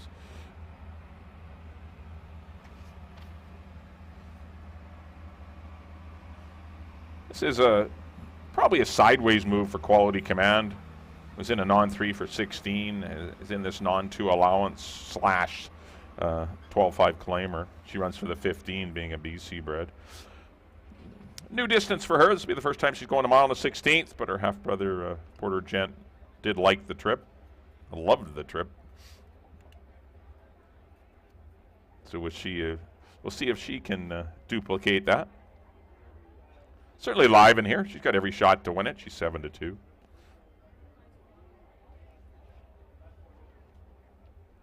Number 4 will be Lola M, your current favorite at 6-5. She easily defeated a group of maidens, including next out winner Arundel Castle and Chi Chi's Song. They ran 1-2 in a 3-horse race a couple weeks back. She is adding front bandages today. That's a new change. She's a 3-year-old running against older horses too, so certainly didn't see her being even money. Once again, that's just some early money that's come. And the smart money that came in race number 2 was obviously for Boitano. As horse did take a good chunk of change, and somebody's very happy after the second race today. But Lola M, just the one run, going 6.5, going to stretch her out to a mile 16th. Older horses. It's a lot easier to run against older horses in maiden races, but when you get these mares that have won 3 and 4, you know, and a bunch of races, and things become a little difficult, but a little more taxing anyway. But she is your 6 to 5 choice right now. That's the one, Lola M, for the Night and Day stable. Joanne Todd. And of the S&D Holdings, Stan Sharma. 5 will be Icebreaker for the Win Racing Stables. Good third sprinting last time. She was up on the pace that day. It was very slow. 23-1, 47 flat. She did hold third ahead of Queen of Attitude and Lasting Light. But her best races last year were at this mile and 16th distance. She has 3 lifetime wins. 2 of them are going a mile and a tick, so expect her to love it. She's certainly in with a good chance today as well. 7-2 on Icebreaker with Kamal Santo. And rounding out the field will be the 6. This will be Miss the Hype. First up run, back off a reclaim for Robin Sheena Maben. Claimed this one for $5,000 out of her last race. It was a non-2 for 4,000. Actually, it was a non-2 for 5. Sorry, 3-year-olds were in for 7,500, but easily beat that field on the head end. She has some speed to her. I don't think she's as fast as Quality Command and Lola M or Icebreaker. Icebreaker's got good speed.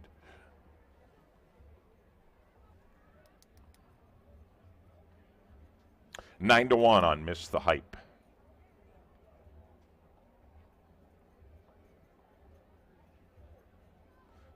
I went 2, 5, and 3 in here. I really like Artistic Jeweler. I think if she doesn't win, the 5 Icebreaker or the 3 Quality Command are your next best horses.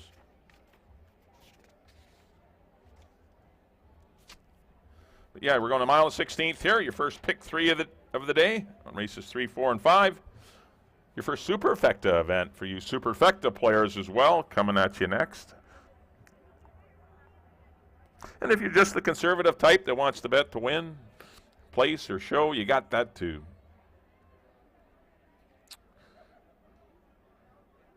All right, the horses are set to make their final lap here in the paddock. You got 9 minutes to post.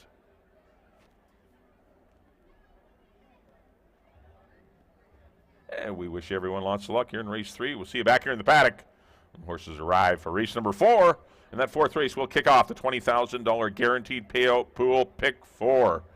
Once again, that guaranteed payout pool at $20,000 and the pick 4, which has 2 stakes in it, and it begins in race number 4. Good luck here in the 3rd.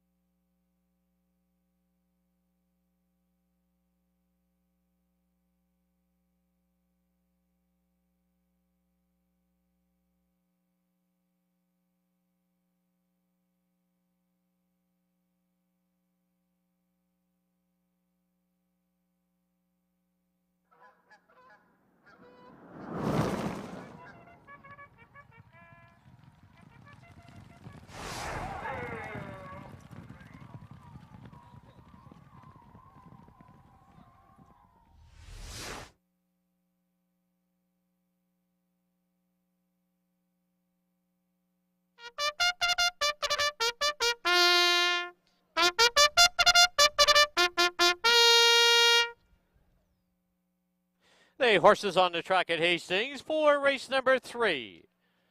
Field of 6 are going to go a mile and a 16th. Exactor, Triactor, Superfecta, pick 3 wagering. Post time in 7 minutes.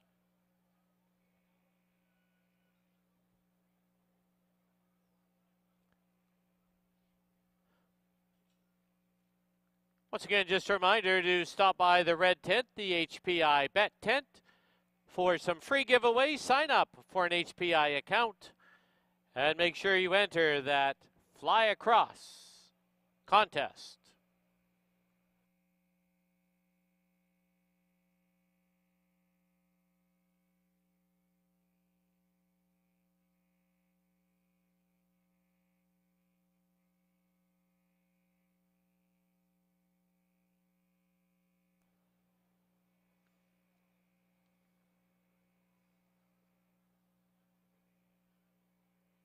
Here's the field number 1, Indigo Gold, owned by Bruce Unwin. The rider's Jose Gomez.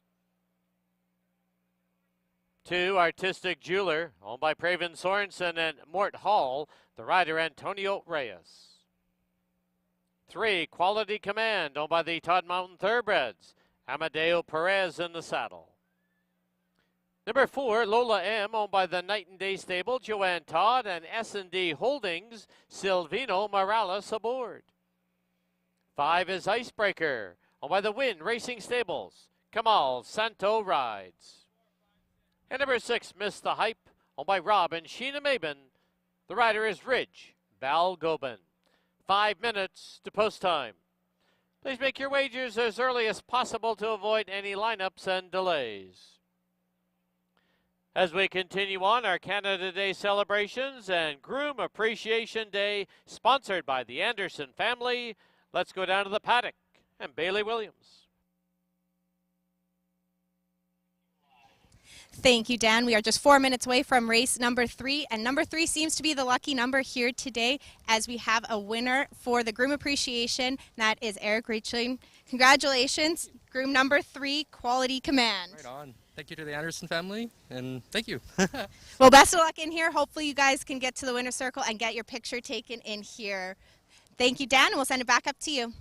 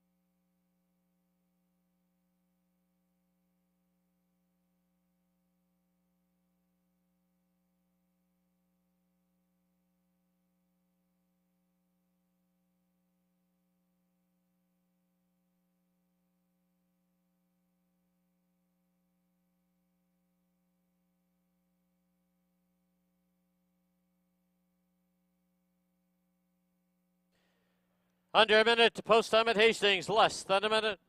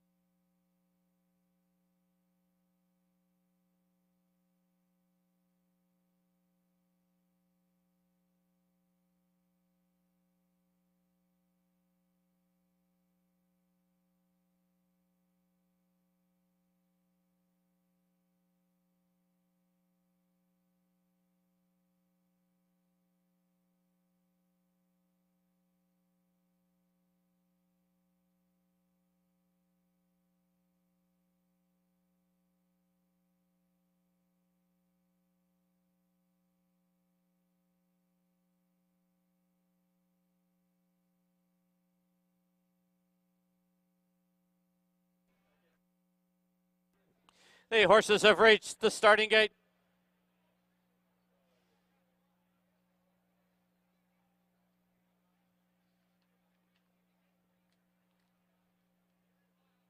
Loading in now for the third at Hastings. Indigo Gold to the inside gate. Artistic Jeweler comes forward. Lola M, gate 4.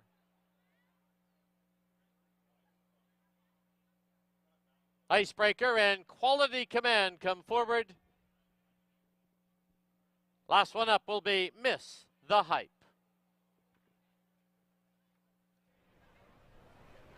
6 in, they're at the post.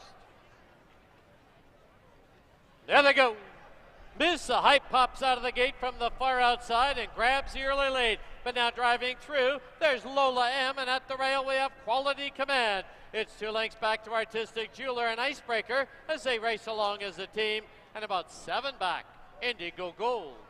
They're on the turn as they take closer order. It is Lola M with a short lead. Miss the Hype in second.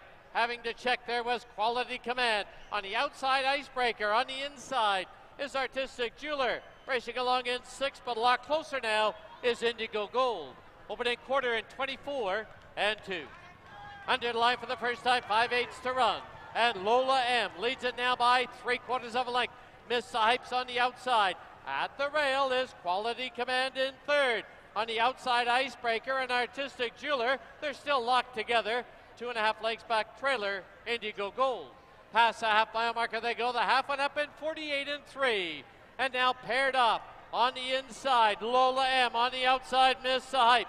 2 lengths back, Quality Command, ridden along in third. Still together, Artistic Jeweler and Icebreaker. Trailer still, Indigo Gold.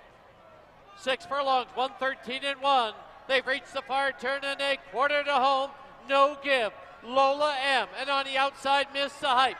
Quality Command still sitting in third. Icebreaker now pushed along in fourth. Artistic Jeweler and Indigo Gold. 1/8 of a mile from home. And Lola M on the inside, still with a short lead. And down the lane they come. It's Lola M. Miss the Hype, one last surge. Quality Command right there. Lola M makes it 2 for 2. Lola M to win it. Miss the Hype second. Quality Command third. Photo for fourth. Indigo Gold and Icebreaker.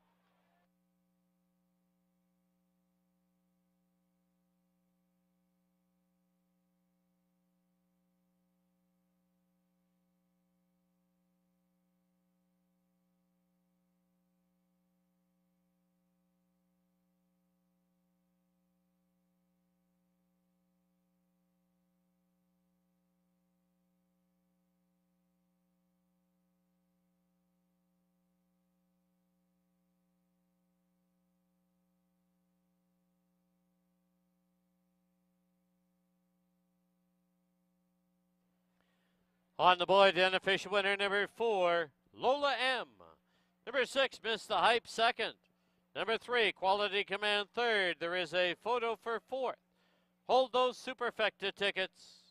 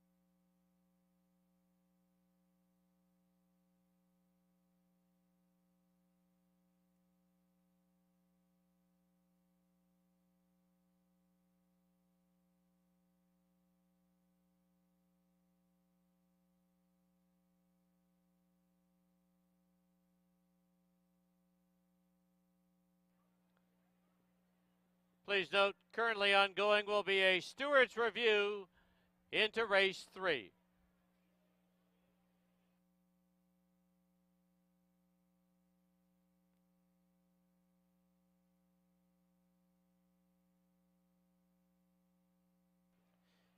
Into the winner's enclosure, the winner of race 3, number 4, Lola M.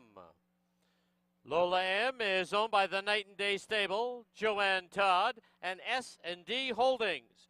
Is trained by Brian O'Connell, assisted by Joanne Todd. Winning rider is Silvino Morales. Lola M, a 3-year-old filly by Numani out of Tempered Steel, bred in BC by the Night and Day Stable. Perfect 2 for 2 in her career for Lola M.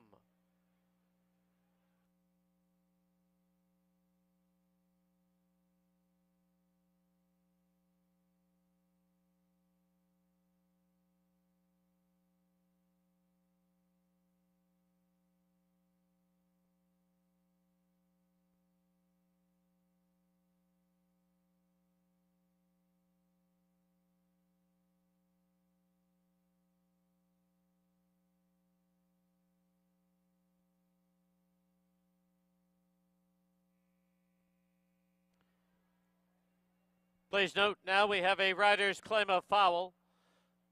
The rider on number 2, Antonio Reyes, has lodged a claim of foul against the third place finisher, number 3, Quality Command, for alleged interference approaching the half-mile mark. Rider's claim of foul, 2 against 3. Hold all tickets.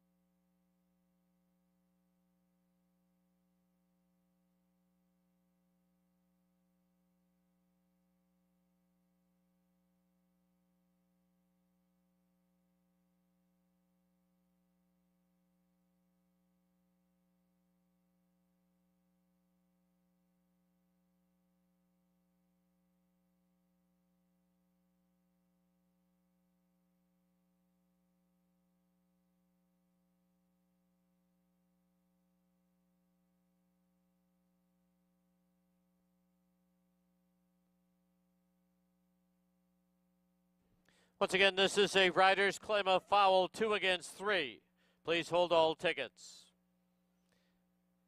While we have a moment, we'd like to let everyone know that's on track that approximately at 4 p.m. this afternoon, there will be a special Canada Day cake that'll be distributed to patrons on site. It'll be distributed at the winner's enclosure.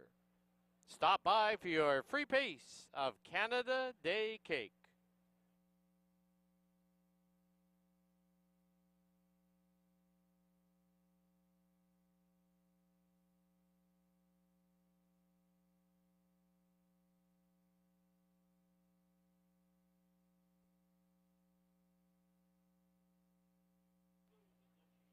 Please note the steward's review has been concluded. Claim of foul disallowed. 4-6-3-1 on the board.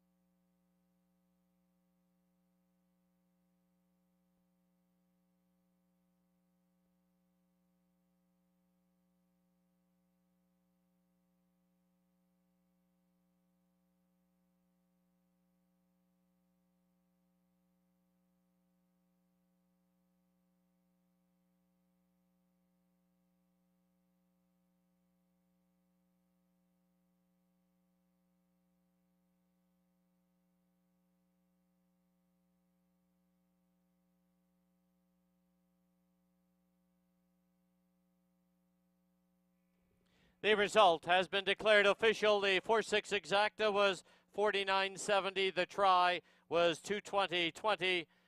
20 cent super 52.16. Final running time 1:45 and 41/100ths. Please note that the replay of race 3 will follow our special presentation by the Squamish Nation Drummers. They are located right now on our infield. Direct your attention to our infield and Chief Ian Campbell.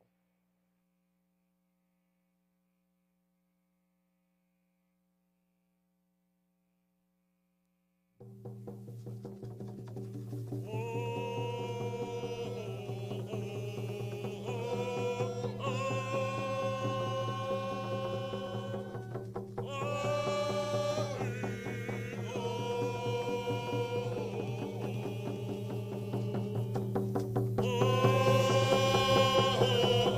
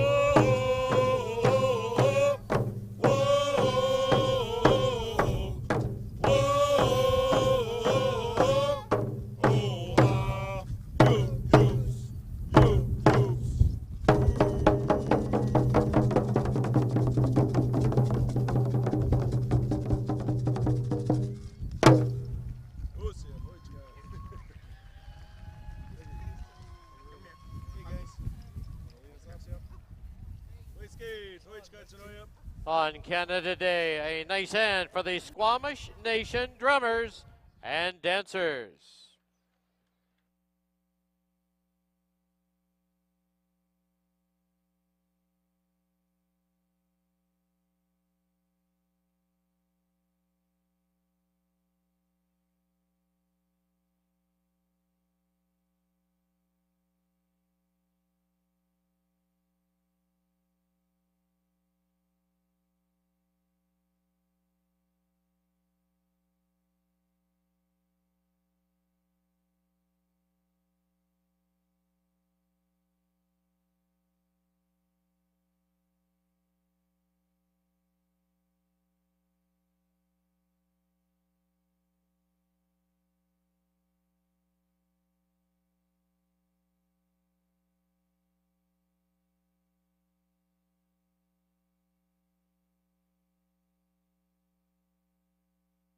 Your attention, please, for a late scratch in this fourth race now. By order of the stewards, scratch number 3, Military Cross. Number 3, Military Cross, is a late scratch in this fourth race. All win, play, show, exactor, triactor, and superfecta tickets will be refunded. You can exchange your pick 4 tickets as the pick 4 has not started yet, or you will receive the board favorite. Once again, race 4, late scratch, and number 3, Military Cross.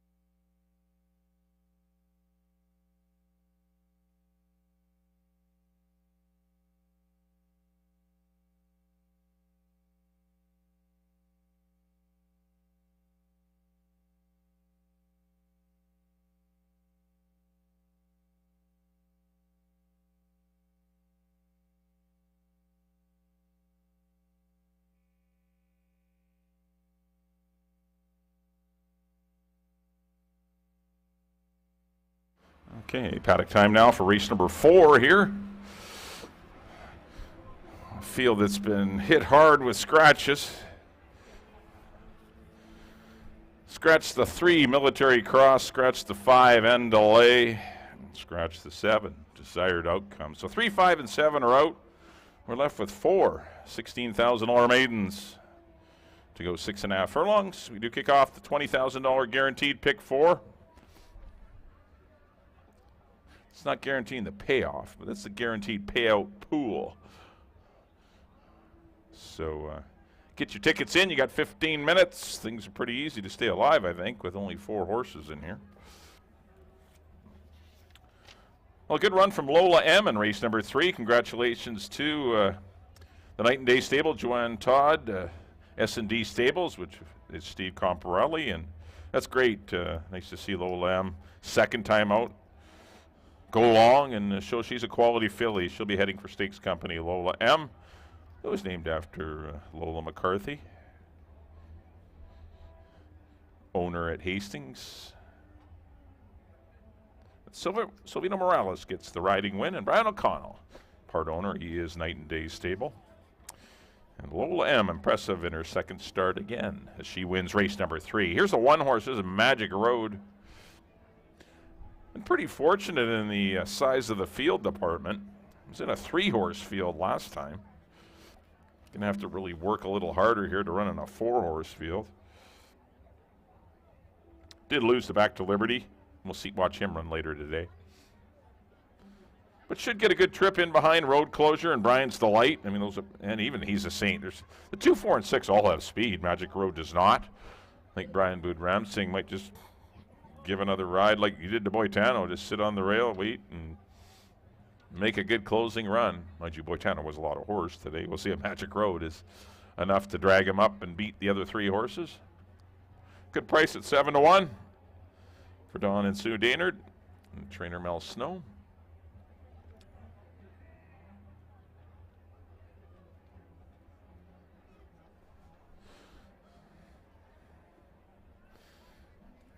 They're currently in Edmonton. Scheduled to run Cascade Billy today, but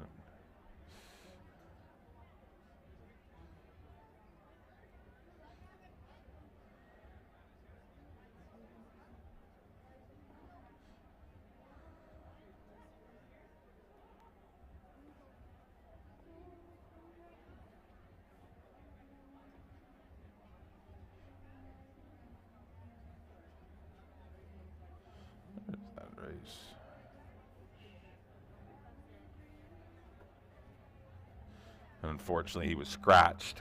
Cascade Billy was scratched at the race number. It's coming up, race number 4 at Century Mile. But no, this will soften the blow, winning with Boitano today, and Magic Road could even soften the blow even more for the Daynards and Mel Snow if they were to win today.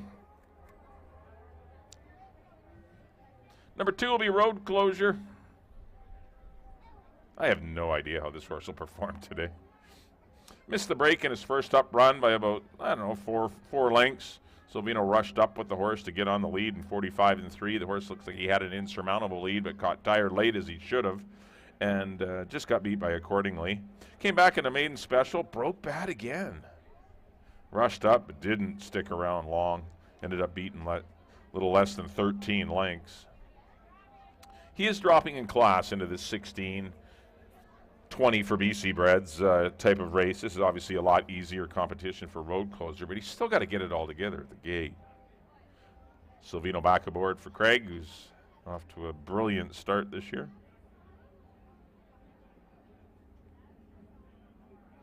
Horses are getting in the right spots, and they're ready, and they're running big races for Craig. That's awesome. Does a great job.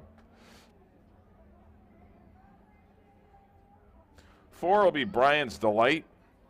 He has not been a delight at the starting gate. I think it took him about 5 minutes to get him the gate last race on June 17th. But once he got in, he left there like a rocket. Just getting in's the problem. He was a good second to Pursue. That was a very quick time for the level of 117 and 1. He repeats a 118 and 1 race. He wins the money today. Bridge Balgobin back aboard for Charlene Miller. had a nice third place run earlier today with Wisely Played. Her horses are running very well. Won't be long getting a win for Charlene.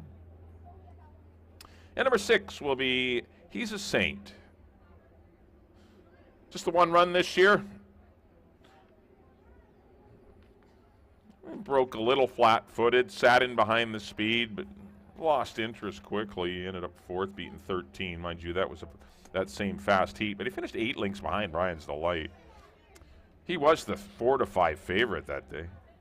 3-5 favorite, actually.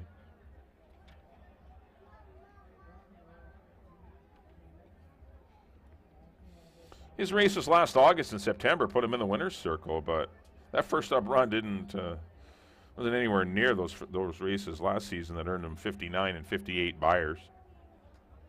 Amadeo back aboard for Edgar. Currently 3-2. That's the 6. He's a Saint.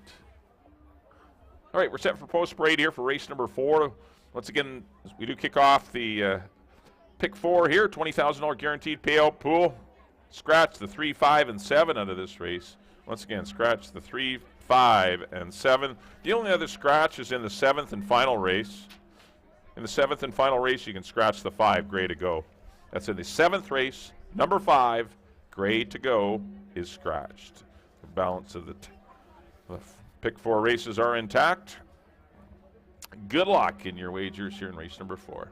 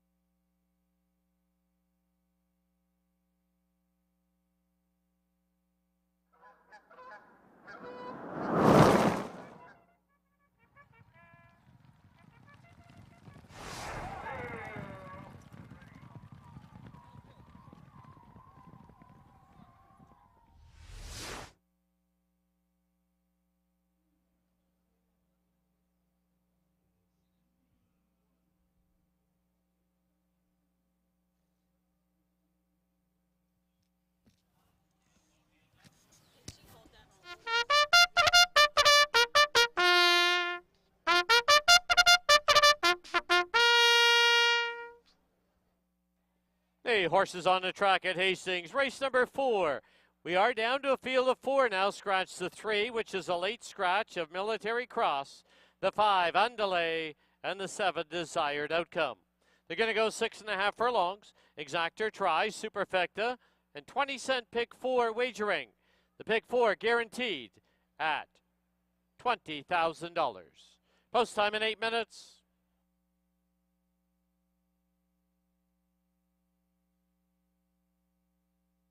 And just a note to our on-track guests, the Canada Day cake is now being cut at the winner's enclosure. Stop by for your complimentary piece.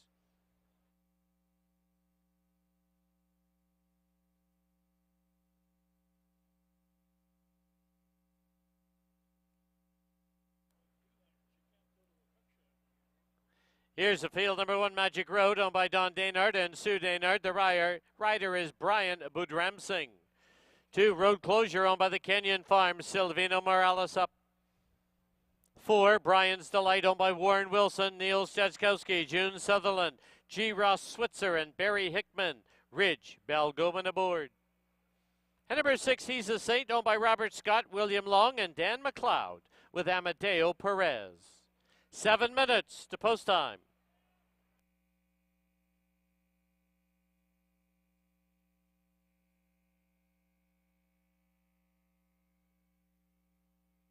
All right, time for the pick 4 here at Hastings, sponsored by TwinSpires.com. $20,000 guaranteed in the pool. I've gone with the field in the first race, as Mike has. 1, 2, 4, 5, then 1, 3, 6 for both of us. He's king off the 4, a roller coaster ride. I've also thrown in Big Union. 3, 4, 7 for me in the last. 3, 4, 6, 7 for Mike. We come about it the same way, $9.60, just a little different way to get there. That is the $20,000 guaranteed pick 4 here at Hastings, sponsored by TwinSpires.com.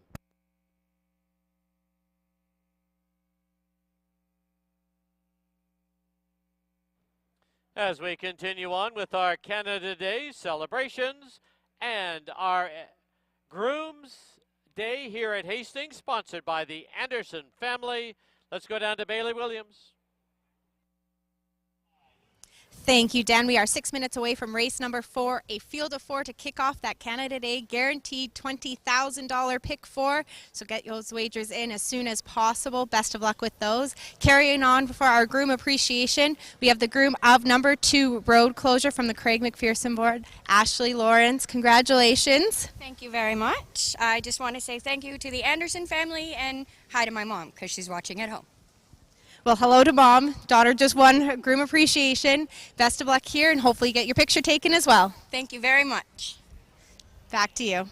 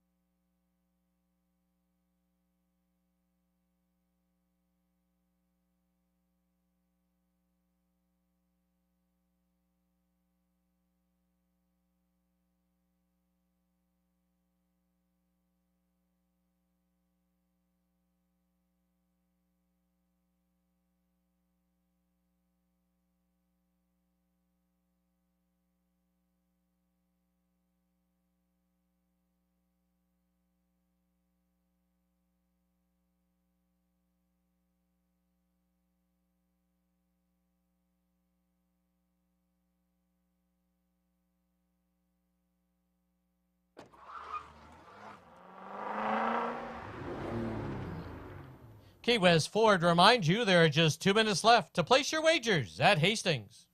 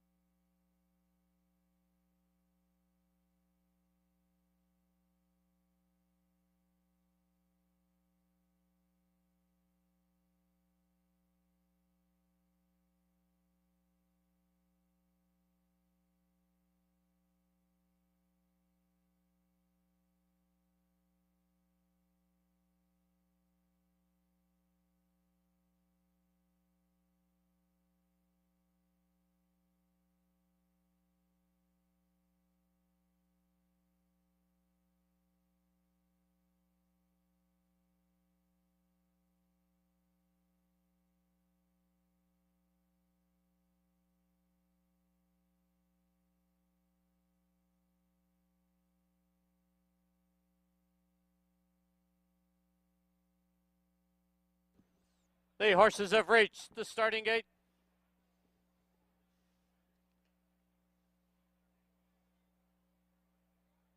Last chance to get involved in the $20,000 guaranteed. Pick 4.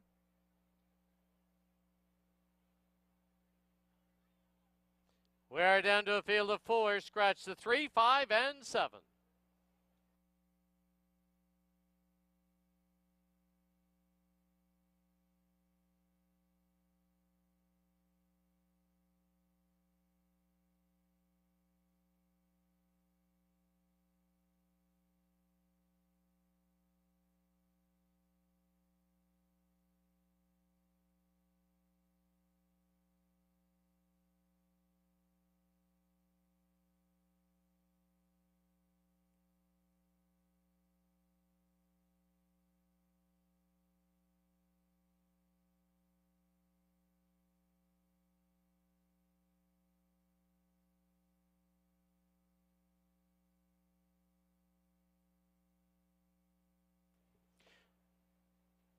Loading in now for the 4th.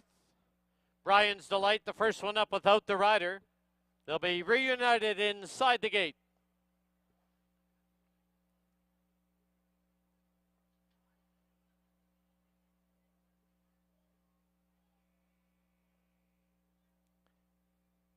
He's a Saint to the outside gate. Inside gate for Magic Road. And Road Closure will complete the lineup.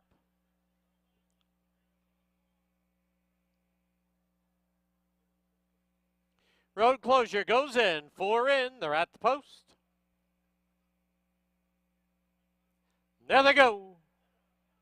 Road Closure off a step slow. Brian's Delight put right on the early lead. He's a Saint is right at his throat on the outside. There's a break of 5 already to Road Closure and Magic Road. As they go under the line, Brian's Delight shows the way. And Brian's Delight leads it by a neck.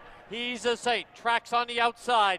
6 lengths back now is Road Closure and Magic Road. Into the clubhouse turn they go. Opening quarter, a solid 22 flat. Past the half mile marker they go as they head for the backstretch. And Brian's Delight leads it by a little over a length. He's a Saint second now by 3. Road Closure's got his running shoes on now. And the trailer, Magic Road. Past the 3/8 they go. The half comes up. Road Closure moving swiftly. And Road Closure has taken the lead. 46 and 2 the half. Road Closure leads it over Brian's Delight. It's He's a Saint, and at the rail, Magic Road as they turn for home. It is Road Closure with the lead. And down the lane they come. Road Closure leads it now by 2. From the outside, Brian's Delight, He's a Saint, and Magic Road. Road Closure slow to begin, but fast to end. Road Closure wins it by 2. Brian's Delight second. He's a Saint third. Magic Road fourth.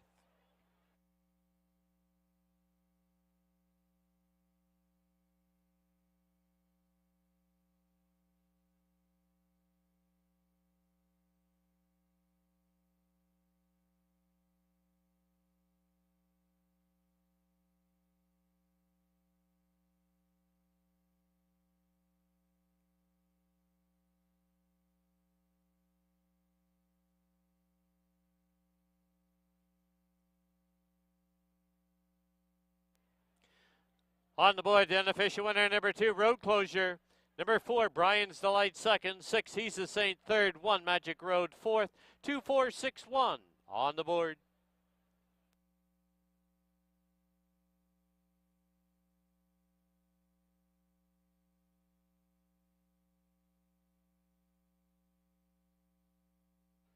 Once again, if you haven't stopped by, the table just outside the winner's enclosure for your complimentary piece of Canada Day cake. Stop by now.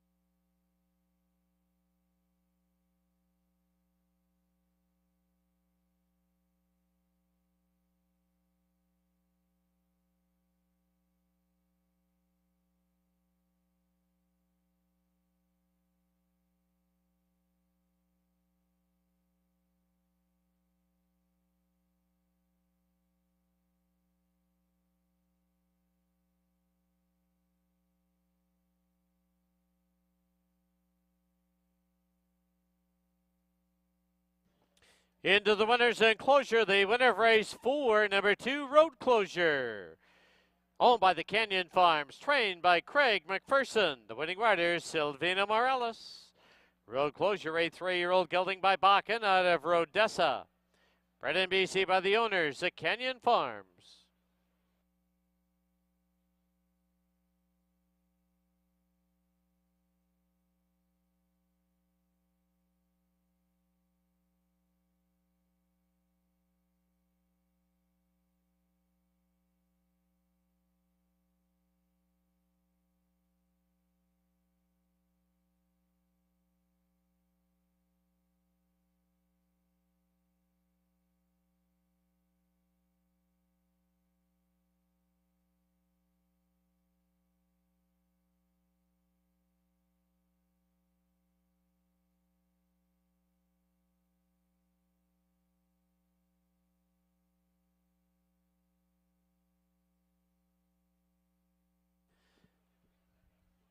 Prices up on the board. The 2-4 exacta was $8.90. $2 try was $17.40. 20-cent super, $1.95.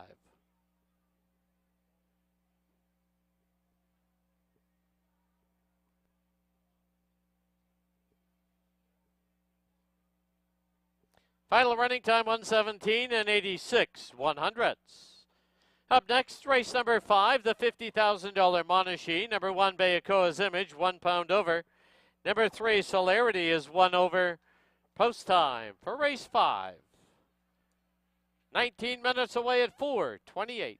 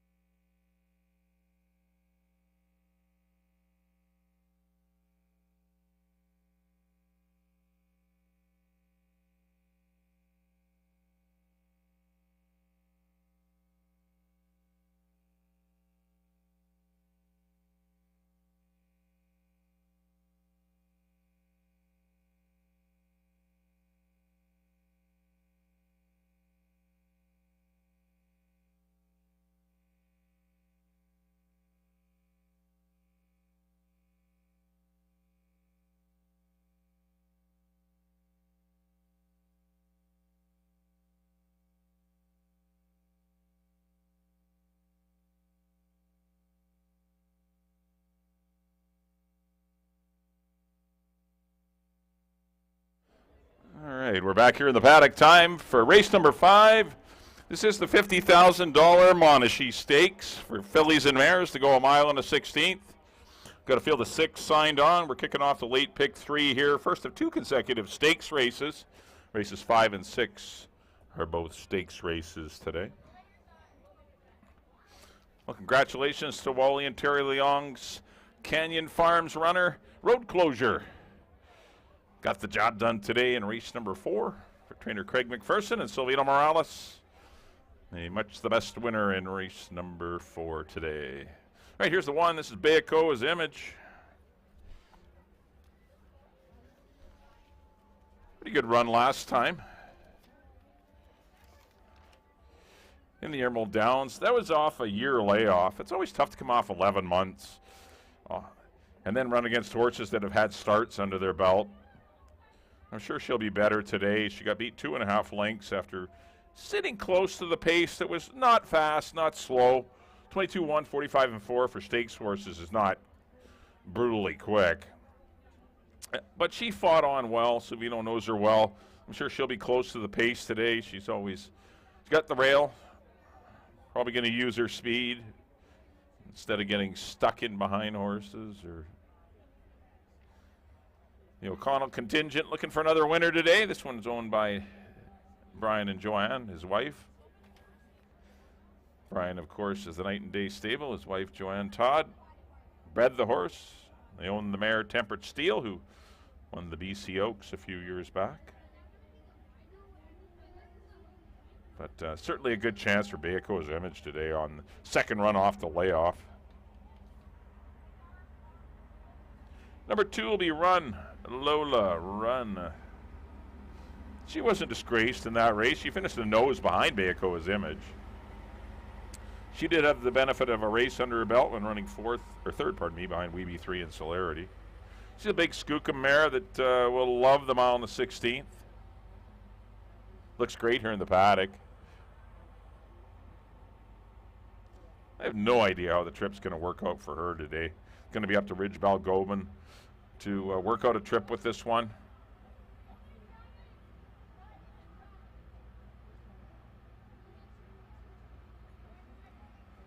Just got to stay away from her stablemate Celerity. Those two obviously will not get involved with each other. But yeah, it's tough to see how the race is going to play out with Bayakoa's Image.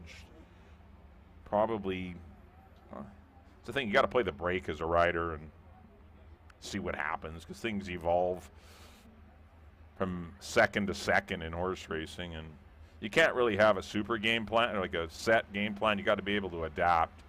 Say she breaks slow, well then you're coming from off the pace and relax her. You break good, you might have to go to the front or be close to it.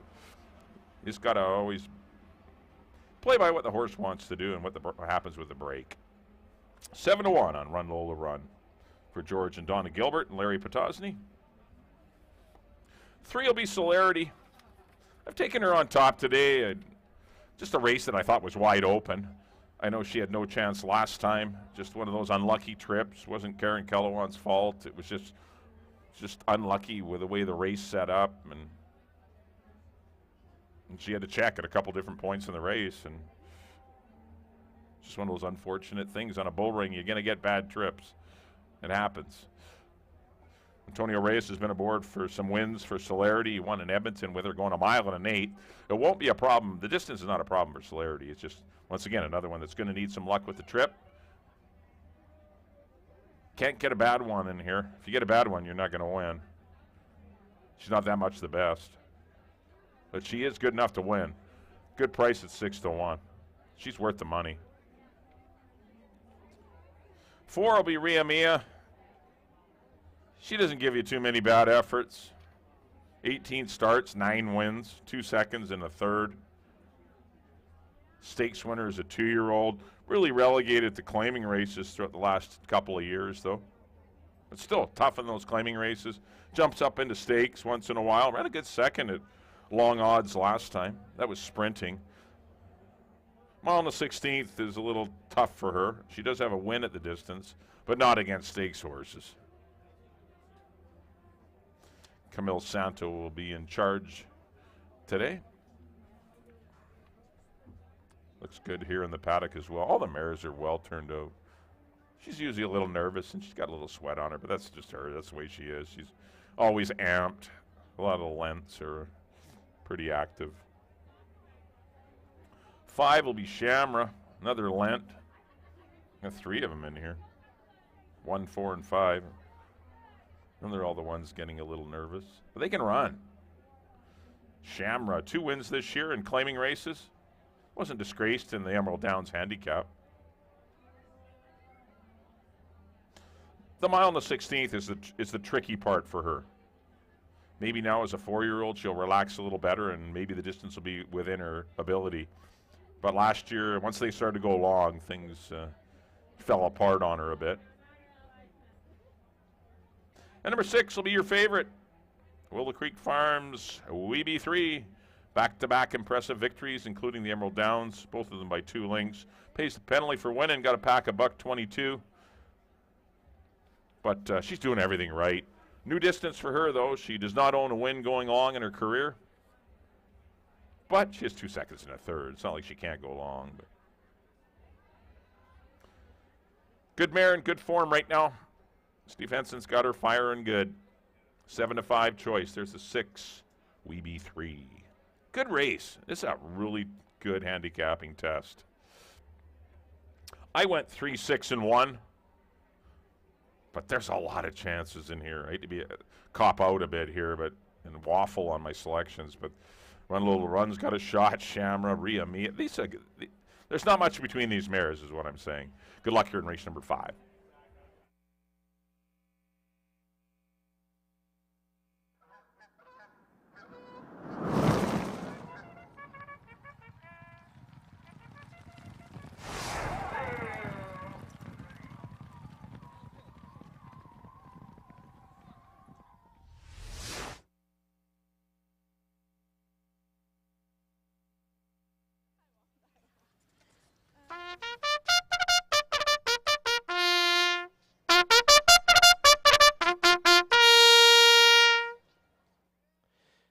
Bugler Gita Das brings the field on the track for race number 5, our co-feature this afternoon.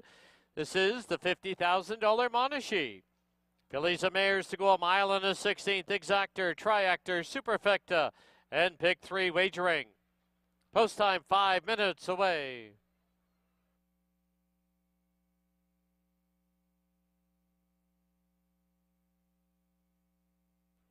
Here's the field. Number 1, the 5-year-old BC bred by Akoa's Image, owned by the Night and Day Stable and Joanne Todd. Brian O'Connell trains, Silvino Morales rides. Number 2 is a 5-year-old Kentucky bred Run Lola Run, owned by George and Donna Gilbert, Larry Petosny, and Maria Goddard. Barb Heads trains, Ridge Balgoban Up. Number 3, the 7-year-old BC bred Celebrity, owned by Mr. and Mrs. R.J. Bennett. Trained by Barb Heads, Antonio Reyes in the saddle. Number 4, the 5-year-old BC bred Ria Mia, owned by Christina Mann, trained by Edgar Mendoza, with Kamal Santo riding. Number 5, the 4-year-old BC bred Shamra, owned by the Sapphire Stables and Ted Feenstra. Jim Loseth trains, Brian Budremsing aboard. And number 6, this is 5-year-old BC bred WeBe3. Owned by the Willow Creek Farms, trained by Steve Henson. The riders, Amadeo Perez. That's your field for the Monarchy. Post time, 4 minutes away.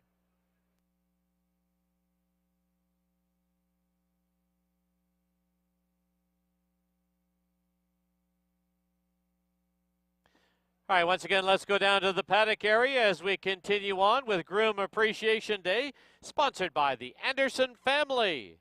Bailey Williams is up. Thank you, Dan. We are just 3 minutes away from the Monarchy stake. My choice in here is the current favorite, 6-5, and that is WeBe3. Continuing on our Groom Appreciation Day here, we have Kat from the Barb Heads Barn, who's part of the Anderson family, sponsoring today's Groom Appreciation Day. She's going to say hi to her family in Ireland, even though she doesn't quite want to speak on camera. I'll do it on her behalf. It's midnight and they're still tuning in to watch us here at Hastings, so thank you to you. And we'll head back up to you, Dan.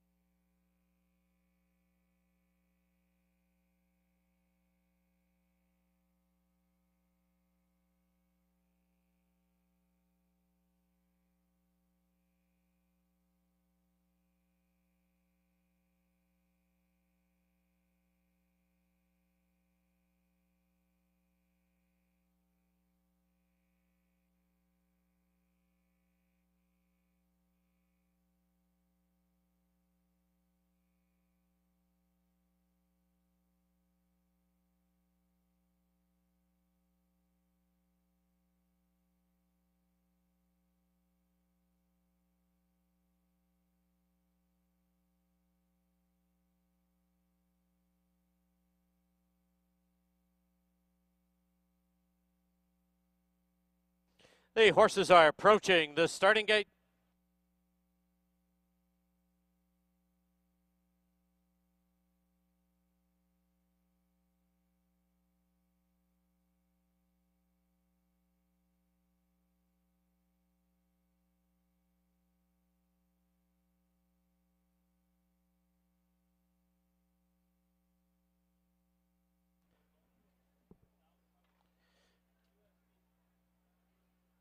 Loading in now for the 5th at Hastings. This is the $50,000 Monashee. Fillies and mares.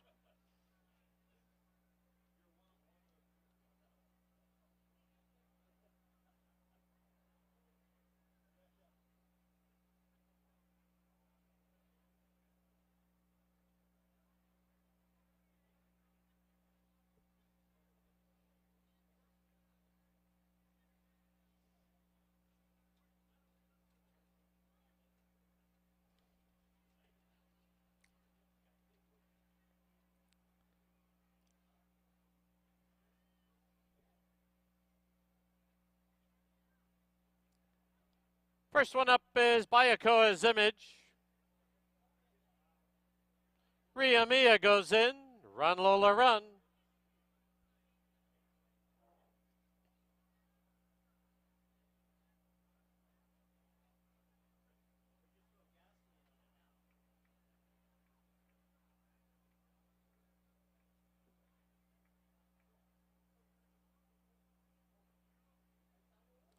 Outside gate for Weeby 3.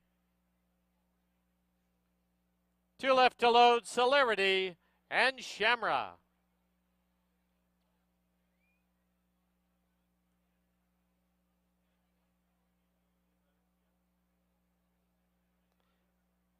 All in, they're at the post.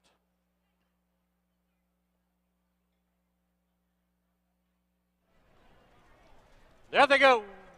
Field of 6, Fillies and mares sent on the way in the Monashee. From the outside, Weeby 3 shows good early lick. In between them now, as they go to the turn, is Shamra. Down on the inside, running off a little there. Whoa, the rider almost come out of the saddle on Bayakoa's Image. Great recovery by Silvino Morales. They're on the turn, and Weeby 3 has the lead. Ria Mia's on the outside. Shamra down towards the inside. Run Lola Run, followed by Bayakoa's Image. Now back with Morales in the irons, and the trailer is Celerity. Opening quarter, 24 flat. Under the line now in Weeby 3. Amadeo Perez has him stacked up behind him. Leads it over Ria Mia on the outside. Shamra's at the rail, followed by Bayakoa's Image and Run Lola Run. Celerity is the trailer. She's got about 7 to make up. As they run past the half mile mark, the half went up 47-4. To the backstretch they go. Weeby 3 shows the way by 2. Ria Mia at the rail is Shamra. Run Lola Runs on the outside. Celerity is patiently ridden in 5th. Trailer Bayakoa's Image. Past the 5/16, 6 furlongs, 112-4. Weeby 3 with the lead. Run Lola Run under a drive. 2.5 lengths back Shamra. Celerity still has 6 to make up. Bayakoa's Image and Ria Mia. 1/8 of a mile from home. Weeby 3 with the lead. And down the lane they come in the Monashee. And it is Weeby 3. Run Lola Run. Trying to get to her late. Weeby 3 now by 2.5. Weeby 3 goes all the way in the Monashee. Run Lola Run second. Celerity third. Photo for 4th. Bayakoa's Image and Shamra.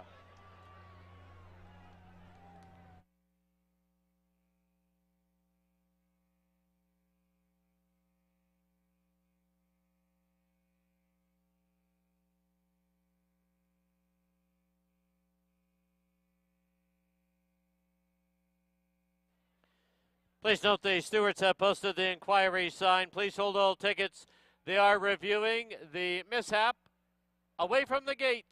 The stretch turn.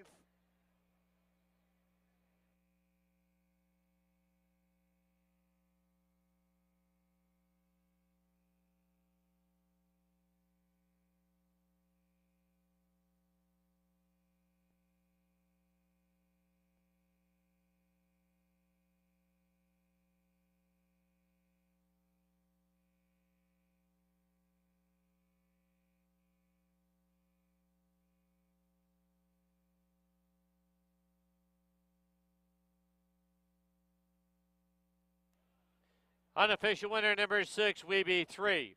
Number 2, Run Lola Run 2nd. Number 3, Celerity 3rd. Number 1, Bayakoa's Image was 4th. 6-2-3-1. We have a steward's inquiry into the mishap. Away from the gate, into the far turn.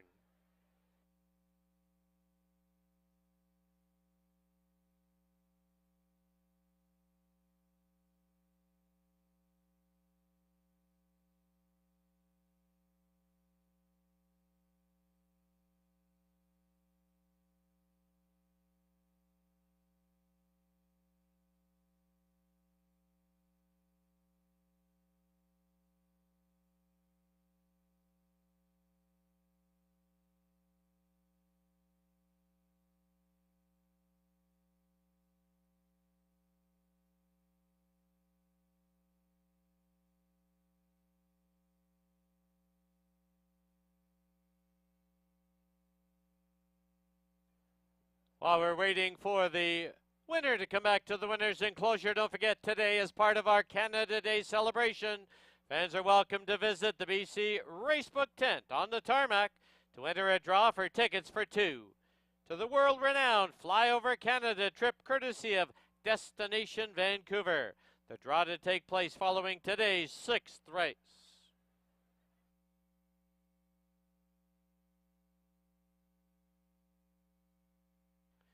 In the winner's enclosure, the winner of race 5, the $50,000 Monashee, number 6, Weeby 3. She's owned by the Willow Creek Farms, trained by Steve Henson, assisted by Robbie Henson, the winning rider, Amadeo Perez. Weeby 3 is a 5-year-old mare by Tatey out of Lost Humor, bred in BC by Ole Nielsen. 3 wins in a row for Weeby 3. Please welcome to the winner's enclosure to decorate the winner, Ole and Lynn Nielsen.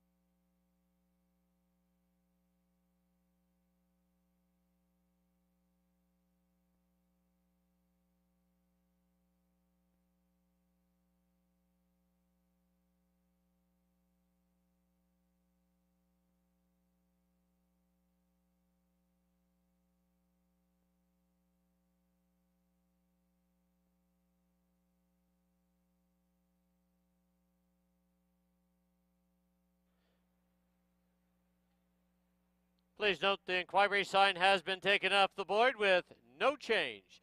6-2-3-1.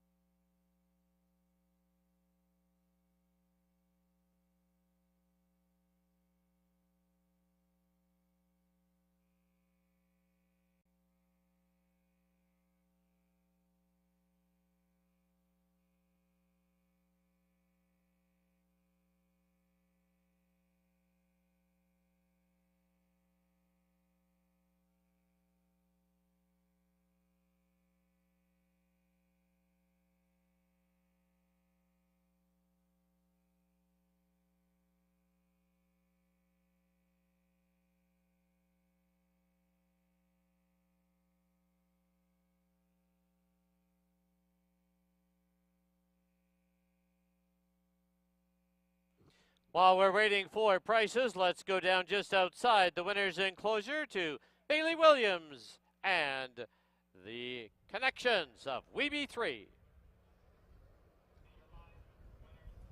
Thank you, Dan. I'm joined by the man behind Willow Creek Farms, Darren Edwards. You were away on vacation. You came down just to watch this mare run, 3 for 3.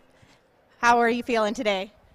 Oh, I'm pretty excited, I would say. It was pretty impressive, and it's good to see her. She had a year off that 1 year and didn't really get a chance to race, so she's come back pretty good, so we're all pretty happy about it. Well, we'll let you go back on vacation, made the trip worthwhile. Congratulations to you and trainer Steve Henson. Thanks, and thanks to all the people back in the barn that made this happen with her as well. Everyone's doing a lot of work back there, so it's pretty impressive. Thank you, and we'll head back to you, Dan, for the payouts from race number 5.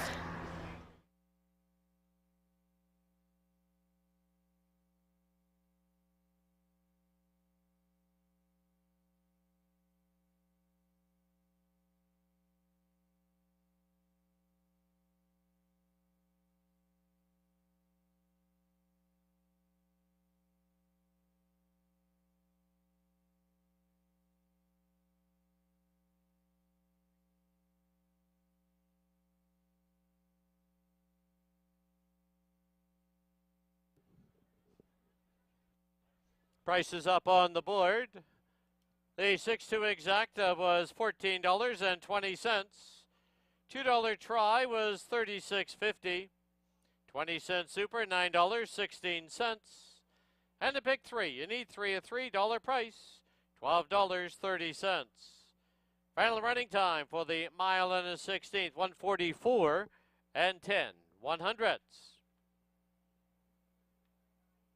Up next, race 6, the $50,000 Lieutenant Governors. Number 2, Florida Gator, 6 pounds over. 6, Rookie Year, 7 over. Number 7, Big Quick, 2 pounds over. Post time for the 6th, 15 minutes away at 4:57.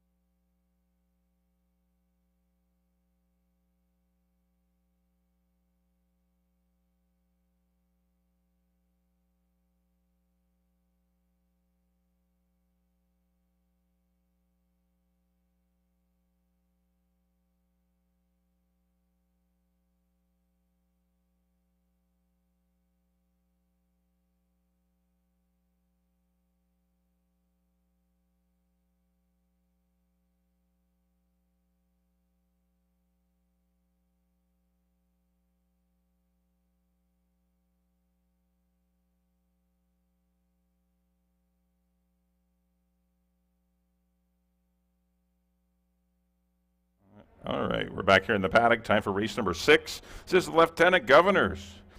Older horses going a mile and a 16th. First half of your late double. We have Exactor, Triactor, Superfectas. We get all the wagering here. Congratulations to Willow Creek Farm, Steve Henson, and Amadeo Perez as WeB3 continues her trek as the best mare on the grounds. Here's the one. This is Soaring for the Sun. Going to go without the blinkers today. Not sure of the strategy, whether he be up on the pace or not. Been coming from off the pace in his races this year. Has a win and a second in those 2 races, doing well. The stretch out shouldn't be a problem for him. He's currently at 20-1. 2 is Florida Gator. He's running big races. Had his 4-race winning streak snapped by At Attention and Pay My Way last time, but he ran a good race. He only got beat a neck for it all. He's a neat horse. He just ran 2 weeks ago, but I think he's up to it. He could be in your tries today. Number 3 is Big Union. Getting a lot of early play. Back-to-back wins and 16,000 claimer. And then the George Royal taking advantage of a hot pace. Never won going long, though. That's the only issue with Big Union. He's going good. He looks great here in the paddock. Nicole Rycroft's done a great job with him, but the distance is the only question mark with him. Number 4 is a roller coaster ride. No problems with the distance for him. He just crushed a field of non-3s and 143 and change 4 weeks ago. He is your horse to beat with Amadeo Perez. The 5 is Pay My Way. He's a hard-trying lunch bucket kind of horse, just a blue-collar horse that runs hard all the time. He'll come running on late. The 6 is Rookie Year. He's come out of 2 of the toughest races. He ran into Aquitania Rival and then At Attention, and things don't get any easier today, but he's a nice horse. And number 7 is Be Quick. He was part of a very fast pace in the George Royal. He's going long off of that race. We'll see how he fares. He's had 2 good works since that race, but a lot to ask. We'll see if he can stay out of a pace duel here in the Lieutenant Governors. 4-3-1 for me. Good luck, everyone.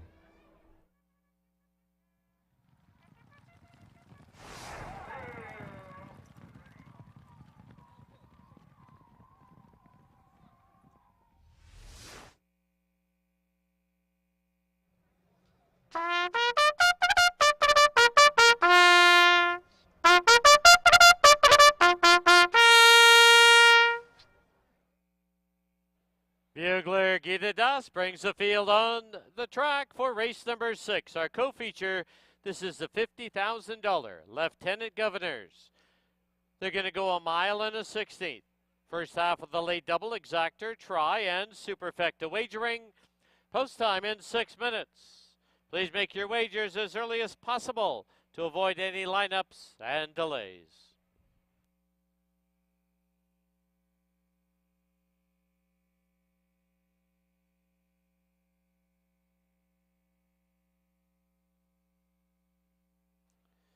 Here's the field, number 1, the 4-year-old BC bred Soaring for the Sun, owned by Dave and Sylvia Gregory, trained by Edgar Mendoza, with Kamal Santo riding. 2 is the 4-year-old Florida bred Florida Gator, owned by Larry Patosny, Peter Langelin, and Willoway Farms. Barb Heads trains Antonio Reyes aboard. Number 3, the 5-year-old Kentucky bred Big Union, owned by Kathy Rycroft, Kelly Rycroft, Dennis Dale, Tabitha Perry, and Cheryl Benson. Nicole Rycroft trains Ridge Balgobin aboard. Number 4, the 4-year-old Kentucky bred, A Roller Coaster Ride, in the colors of Peter Redicott, BC Limited, trained by Barb Heads, Amadeo Perez in the saddle. 5 is the 5-year-old Kentucky bred, Pay My Way, owned by Warren Wilson, Neil Stedzkowski, June Sutherland, G. Ross Switzer, and Barry Hickman. Charlene Miller trains. Apprentice Fraser Abley rides. 6 is the 5-year-old Kentucky bred Rookie Year, owned by Blue Willow Dairy Limited. Dave Forster trains. Silvino Morales up. An excuse from Post Parade, the 7, Be Quick. 5-year-old Kentucky bred who's owned by the Whitehall Farms. Trained by Keith Peterson and ridden by Kieran Kellewan. That's your field for the Lieutenant Governors. Post time 5 minutes away.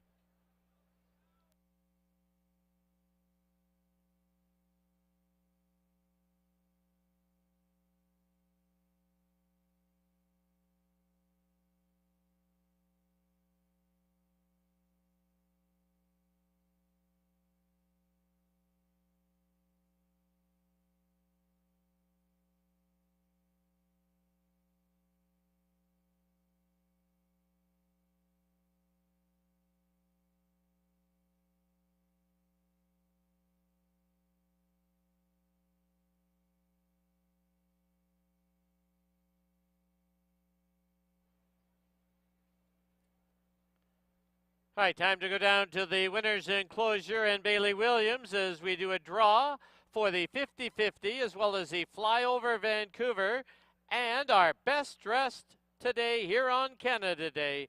Bailey? Thank you, Dan. I'm joined by the best dressed winners here, Lucy, Mike, and Estrella. Congratulations to you guys. They've got the red, white, and the class all in one. You guys are going to draw the winners for the Flyover Canada. So I'm going to shake up, and can you pull a lucky number out of there? Pull.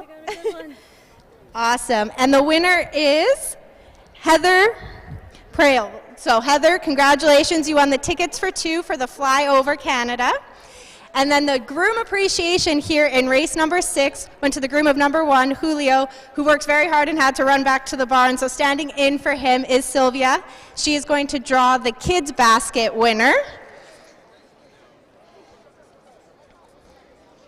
Tracy Lockhart, congratulations, you won the kids basket. So head on over and go claim your prizes at the BC Racebook tent. We don't currently have the 50-50 present, so that will be post-race. We'll do that as well. We'll head back up to you, Dan.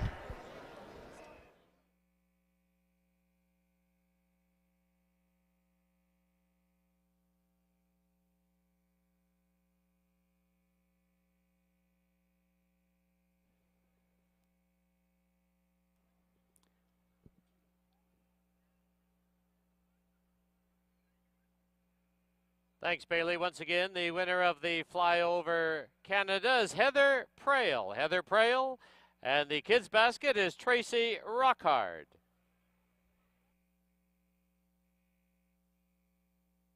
As well as our best dressed here at Hastings on Canada Day.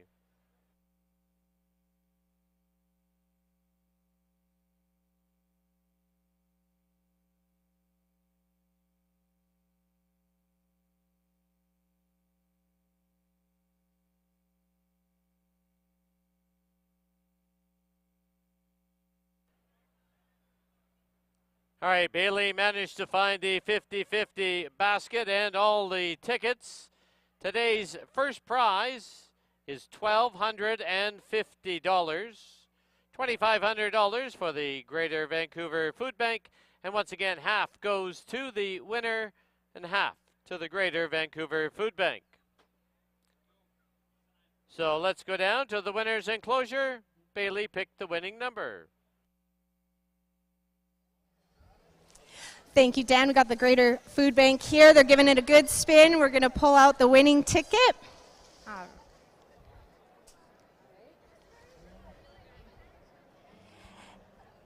Awesome. And the winning ticket number is 627270.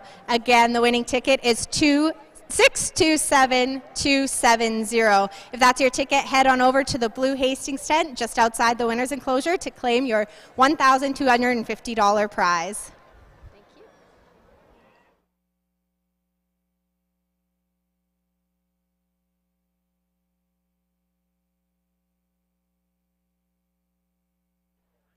Under a minute, post time at Hastings, less than a minute.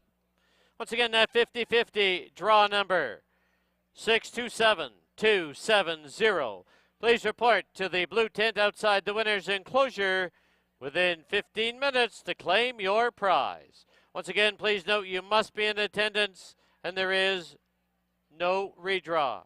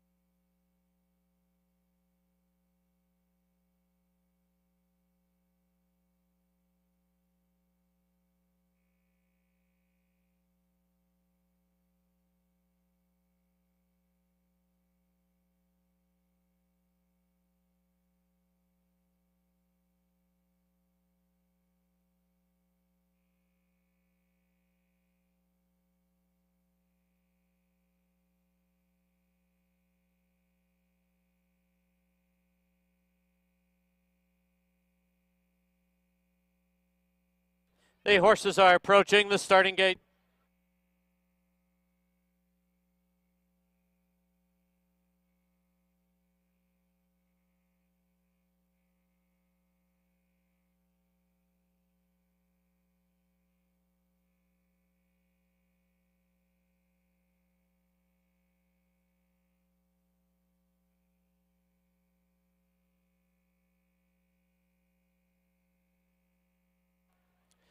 Loading in now for the 6th at Hastings.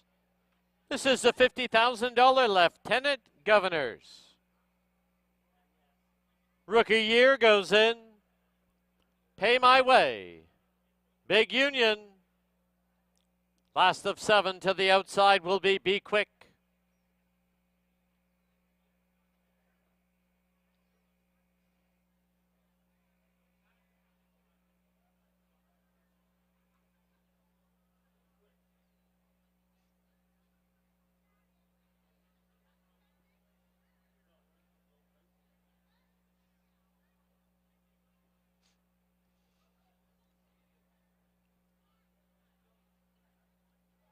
Be Quick goes into the outside gate. They're at the post.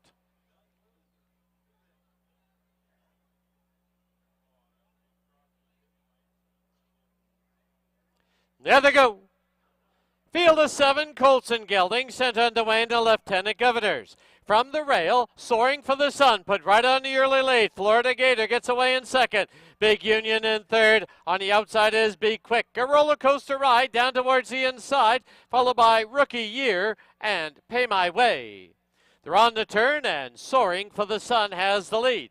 It's Soaring for the Sun by a neck. Florida Gator pressing on the outside. A roller coaster ride wrapped up down on the inside. On the outside, Big Union, opening quarter, a moderate 24-1. And as they go under the line, Florida Gator leads it by a neck. Soaring for the Sun, second by a length and a quarter. Big Union's on the outside of a roller coaster ride, followed by Be Quick, Pay My Way, and Rookie Year with about 8 to make up. As they go into the clubhouse turn, the half went up in 48 flat. Past the half-mile marker they go. And from the outside, Florida Gator pops ahead in front. Soaring for the Sun, second by a length and a half. Right together is Big Union and a roller coaster ride. Be Quick in 5th, Rookie Year 6th, 7th is Pay My Way. As they run to the 5/16 marker, Soaring for the Sun, still with a short lead. Florida Gator, Big Union now joins the fray, 3 wide. A roller coaster ride, still 3 off it in 4th. Be Quick, Pay My Way, Rookie Year, 6 furlongs, 112-3, 1/8 of a mile from home. And it's Soaring for the Sun with a short lead. And down the lane they come. It is Soaring for the Sun. Big Union's up on the outside. A roller coaster ride, still 4 to make up. Soaring for the Sun got the lead early and wins the Lieutenant Governors. Big Union second, a roller coaster ride third, close for 4th.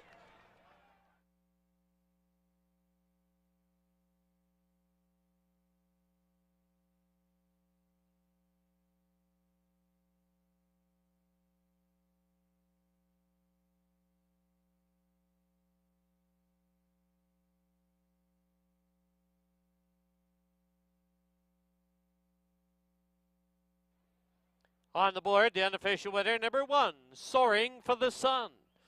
3, Big Union second. 4, a roller coaster ride third. There is a photo for 4th. Hold those Superfecta tickets.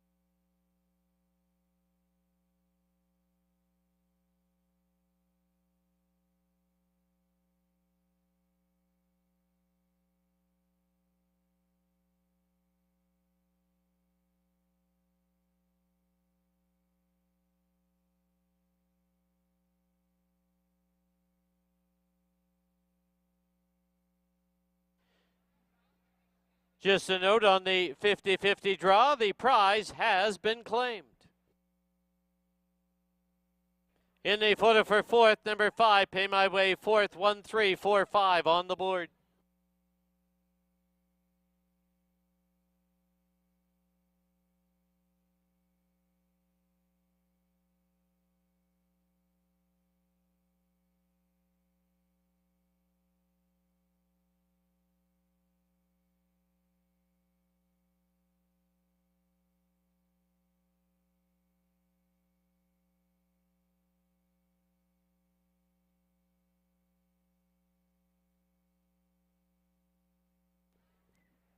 In the winner's enclosure, the winner of race 6, the $50,000 Lieutenant Governors, it's number 1, Soaring for the Sun.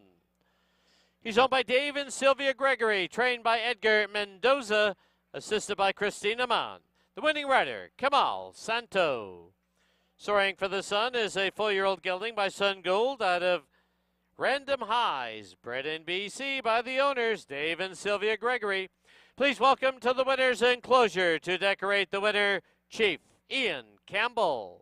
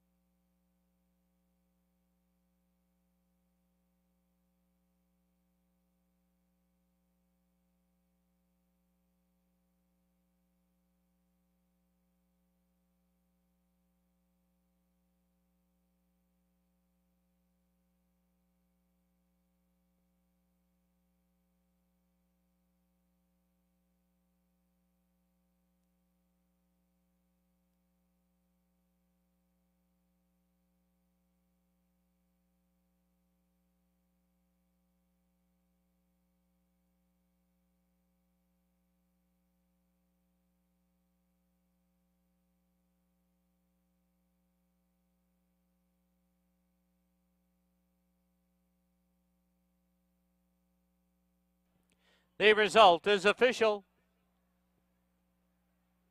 1-3 exacta was $114.90. The $2 try was $156.40. 20-cent super, $93.30. Pick 5, we do have 5 of 5. $582.75. Final running time, 1:43 and 24/100ths. Let's go down to the winner's enclosure. And Bailey Williams with the connections of Soaring for the Sun. Bailey? Thank you, Dan. I'm joined by winning owners Dave and Sylvia Gregory. They also happen to be the BC local breeders on Soaring for the Sun. We had a slight equipment change today. We took the blinkers off. What were you hoping to see from him today without the blinkers?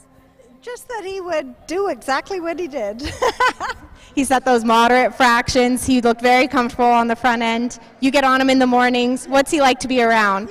He's the easiest horse you will ever get to ride, and he loves to watch what's going on. So I thought, let him see all the other horses, and he'll know what to do. And he knew exactly what to do. Congratulations to you guys. We'll let you head back to the barn, reunite with Soaring for the Sun, and enjoy the rest of the victory. Thank you very much. Back up to you, Dan.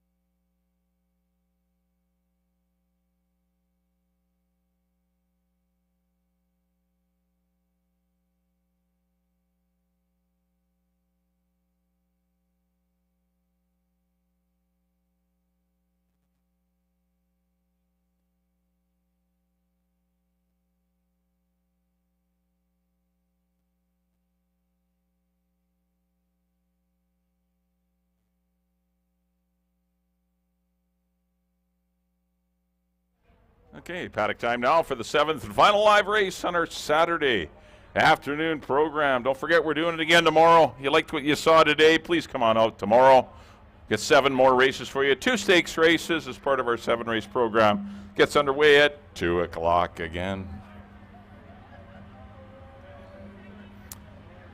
Well, congratulations to David Sylvia Gregory's Soaring for the Sun. Was able to set a very comfortable tempo and cruised under the line under Kamal Santo, a nice winner in 1:43 and change. A very good time. Congratulations to Edgar Mendoza, Kamal Santo, the Gregory's Soaring for the Sun wins the 2023 Lieutenant Governors in wire-to-wire fashion. Here's the one. This is Back to Liberty. Not too sure what to do with this one. I don't have him top 3, but he just won a 3-horse race and breaking his maiden.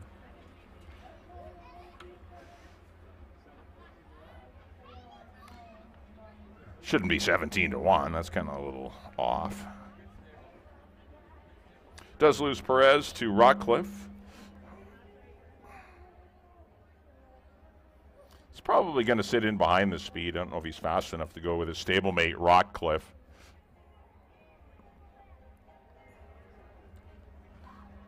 Antonio Reyes will be the pilot on Back to Liberty, 18-1. Number 2 will be Accordingly. Just broke his maiden at the maiden 25 level. First start this year, went without blinkers and added Lasix and had a pretty good speed duel in front of him. And just got up late to defeat Road Closure, who did come back to win today for 16.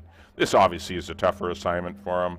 Kamal Santo will be aboard, fresh off his win with Soaring for the Sun in race number 6 today. Number 3 will be Climb to Glory. Really thought he'd run well last time and getting to stretch out to a mile and a 16th, but because his 2 sprint runs were so good and figured going long, his off-the-pace style would be conducive to a good effort. There was lots of speed on up front, but it was just a okay performance. It wasn't, it didn't improve him any. But we'll see as he is cut back to a sprint today. There is some speed in here. He's getting the appropriate play. He deserves to be about 5-1, and he is 9-2. Silvino Morales rides for Jordan Froelich and Dino Condolinos. Number 4 will be Rockcliffe, your favorite at 3-5. Wow, 3-year-old taking on older. There's a few 3-year-olds in here, though. Did run 3rd in the Ross McLeod. Nice to get away from his stablemate, Legacy Square, who's just been getting the better of him. Edgar Galuzin looking to close out the day with a late double. Certainly has a good chance here with Rockcliffe for the Todd Mountain Thoroughbreds and James Redicott. Has the speed, and I would expect this one to be on the lead. How much pressure he gets from the 7 backstack will determine how big a piece of the purse he gets. He might be able to fend him off and go quick anyway and win it, but certainly live as Rockcliffe, and the fans have installed him as a heavy favorite. 6 will be Eddie Hu. This is my top pick. I like this horse to sit the trip in behind the speed. He's dropping out of a, well, he dropped last time but went long. He was probably a little too close to that fast pace, and he was flattened out. I think a return to a sprint will make him dangerous. There's a 7, that's Backshack. Does own a win at this level. Did it on May 27th. Impressive in wire-to-wire style. He was allowed to have easy fractions. He will not get easy fractions today. He's back to a sprint, though. He routed last time. And number 8 is Sharpzan. First up off the claim for Pat Jarvis and Nigel Reed. Wish them lots of luck. A couple of hard-working people on the backstretch, and good claim him out of a winning effort, defeating 2 next-out winners. So I went 6, 4, and 7 to close it out. Let's send it up to Dan for the post-parade of our final race.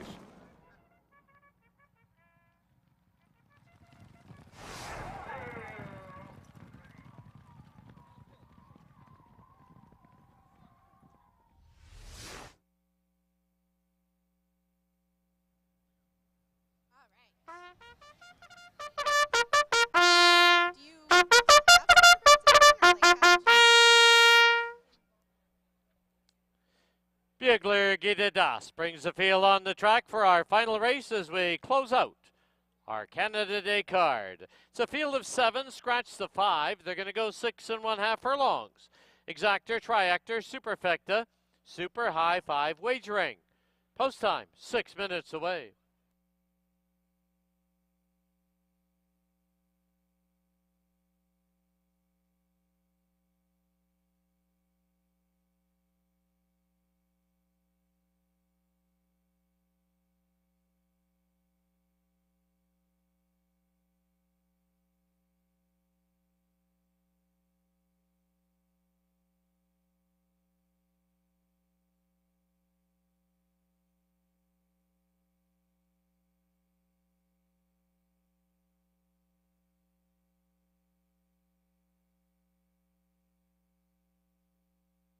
On parade number 1, back to Liberty, owned by the Todd Mountain Thoroughbreds and James Reddicup, the rider Antonio Reyes. Number 2, accordingly, owned by the Canmore Farms and Bud Millette with Kamal Santo. 3 is Climb to Glory, owned by Jordan Froelich, the rider Silvino Morales. Number 4, Rockcliffe, owned by Todd Mountain Thoroughbreds and James Reddicup, Amadeo Perez in the saddle. 6 is Eddie Who, owned by Mel and Fran Snow, the rider Brian Budramsing. 7, Backshack, owned by the Canyon Farms, Ridge Balgobin rides. And number 8, Sharpsand, owned by Pat Jarvis and Nigel Reed. Kieran Kellewan aboard. 5 minutes to post time. Don't forget, live racing continues here tomorrow. 7 races. First race tomorrow is 2 p.m.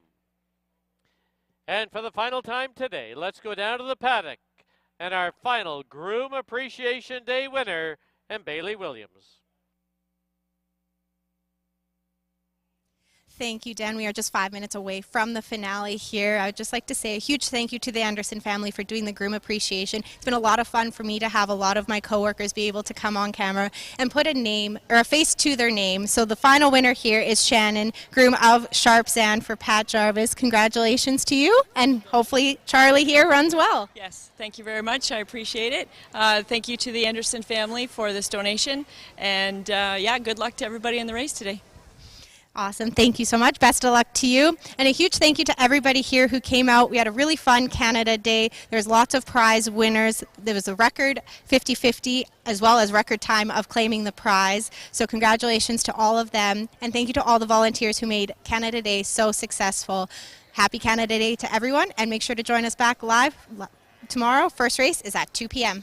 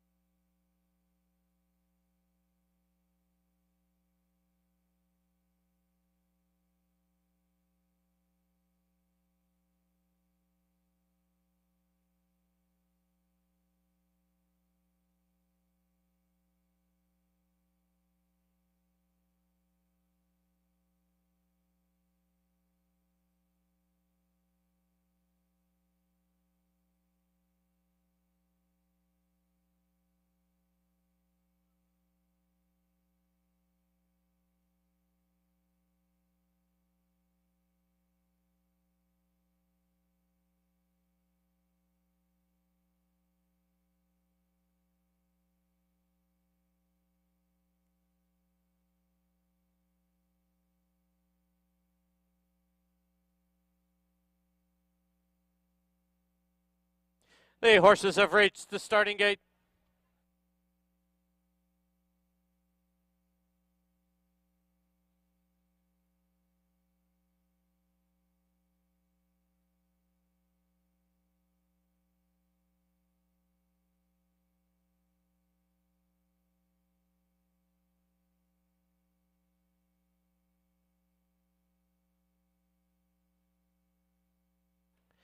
Loading in now for the nightcap as we wrap up our Canada Day card. Eddie Hu comes forward. Inside gate back to Liberty. Accordingly, Climb to Glory. Rockcliffe goes in.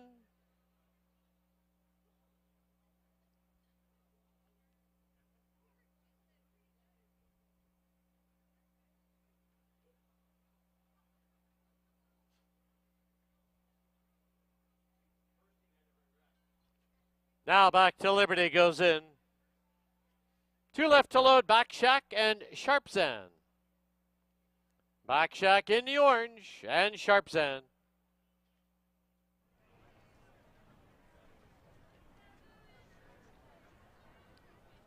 Seven in. They're at the post.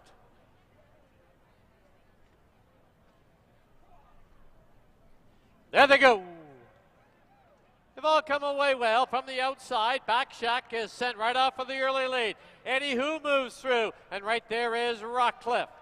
Then down towards the inside is Back to Liberty, followed by Accordingly. Then 3.5 for the back is Sharpzan. 2.5 to the trailer is Climb to Glory. Into the clubhouse turn they go. Rockcliffe shows the way now by a tight length. Up on the outside is Eddie Hu. At the rail is Back to Liberty. On the outside now is Back Shack. 3 for the back Accordingly, Sharpzan, and Climb to Glory. Climb to Glory about 10 off the lead. Opening quarter, 22 flat. 3 furlongs to run. From the outside, Eddie Hu pops ahead in front. At the rail, Rockcliffe second by a length. Back Shack is third. Back to Liberty in fourth. Sharpzan in fifth. Accordingly sixth. Climb to Glory is the trailer. Half, 45 and 4. 3/16 from home. And Eddie Hu has a short lead. Eddie Hu with the lead. At the rail, Rockcliffe. On the outside, Back Shack, Back to Liberty, and Sharpzan. And down the lane they come. It is Eddie Hu with the lead. Eddie Hu by a length and a half. Accordingly is trying to close late. Sharpzan on the outside. But Eddie Hu will win it. Very close for second. Sharpzan or Accordingly. Back Shack, Back to Liberty. Then it's back to Climb to Glory and Rockcliffe.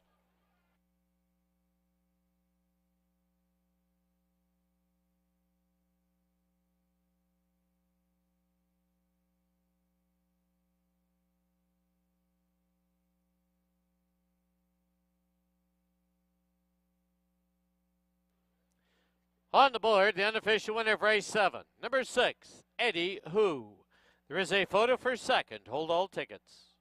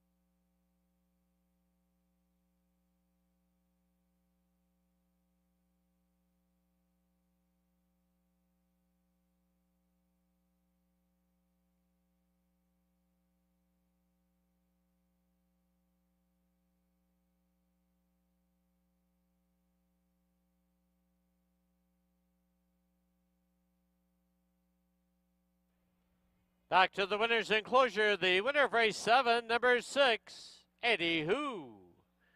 He's owned by Mel and Fran Snow, trained by Mel Snow, assisted by Eric Gutierrez. The winning rider, Brian Budramsing. Eddie Hu is a 5-year-old gelding by Bayern out of Bryce's Fire, bred in BC by Gladys Didloff and Karen Didloff.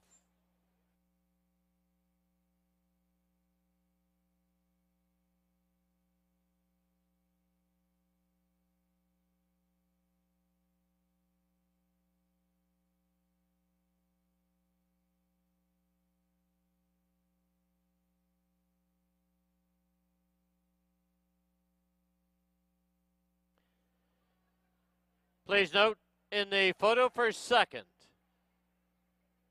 it's a dead heat between number 2, Accordingly, and number 8, Sharpsan.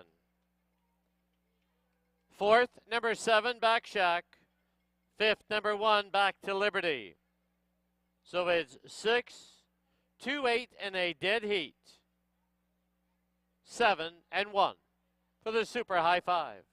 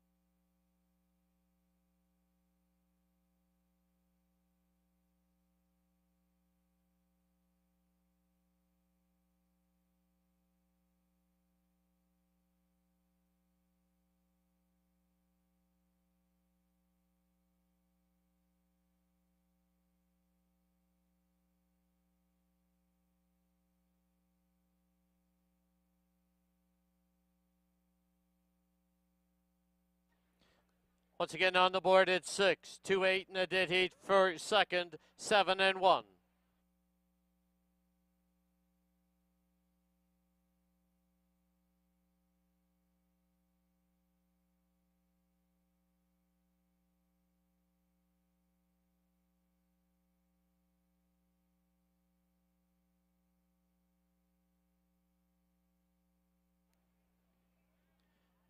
Six two exacta, 113.20.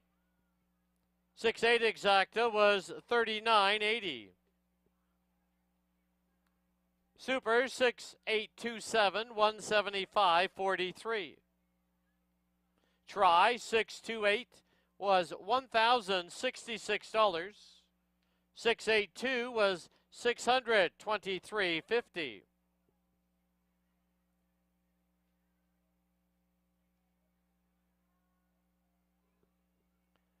The 6287 20-cent Super, $480.60. Late double 1 and 6 was $159.20.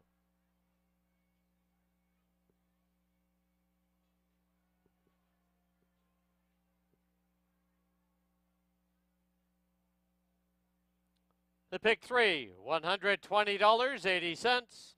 Pick 4, $73.57.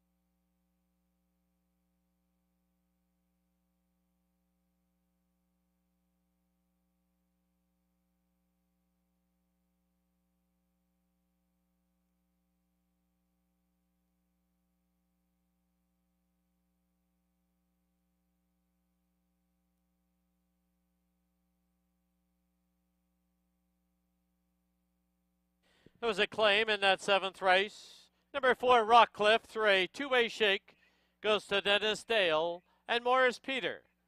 Trainer Keith Peterson.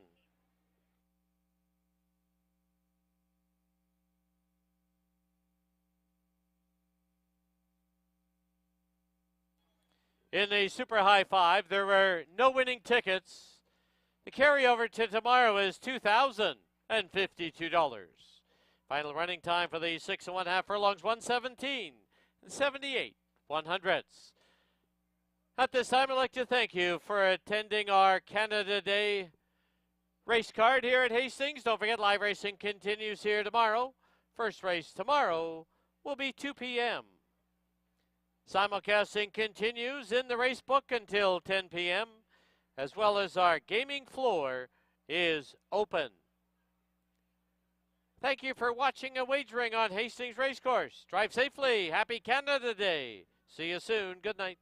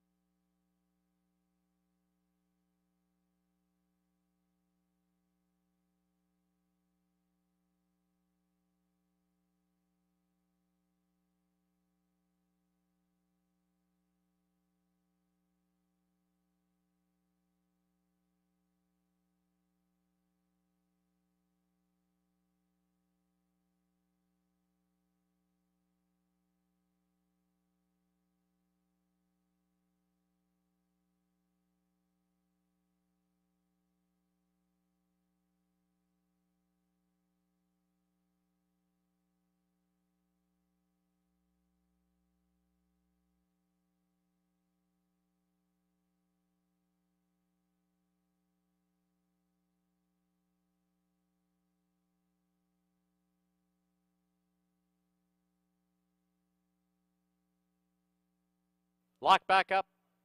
There they go.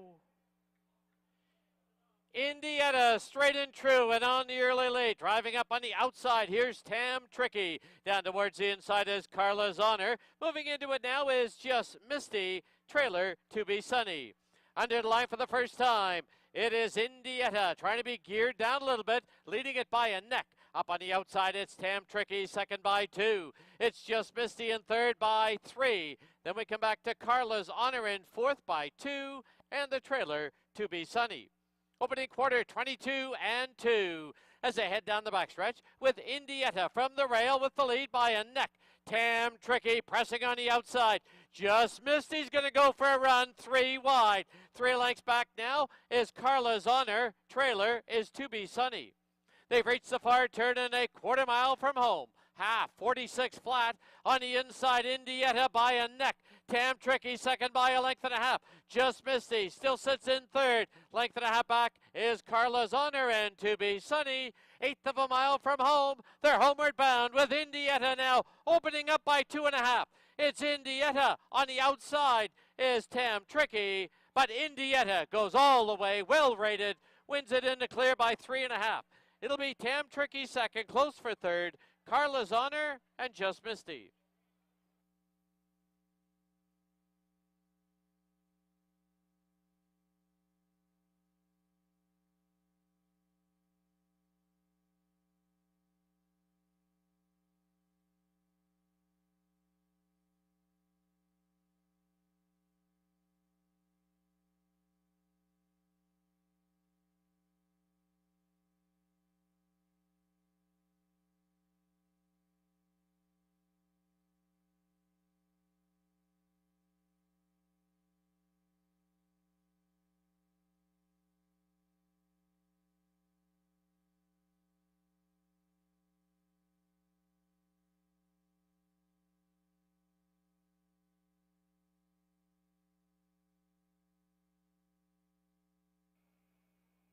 There they go.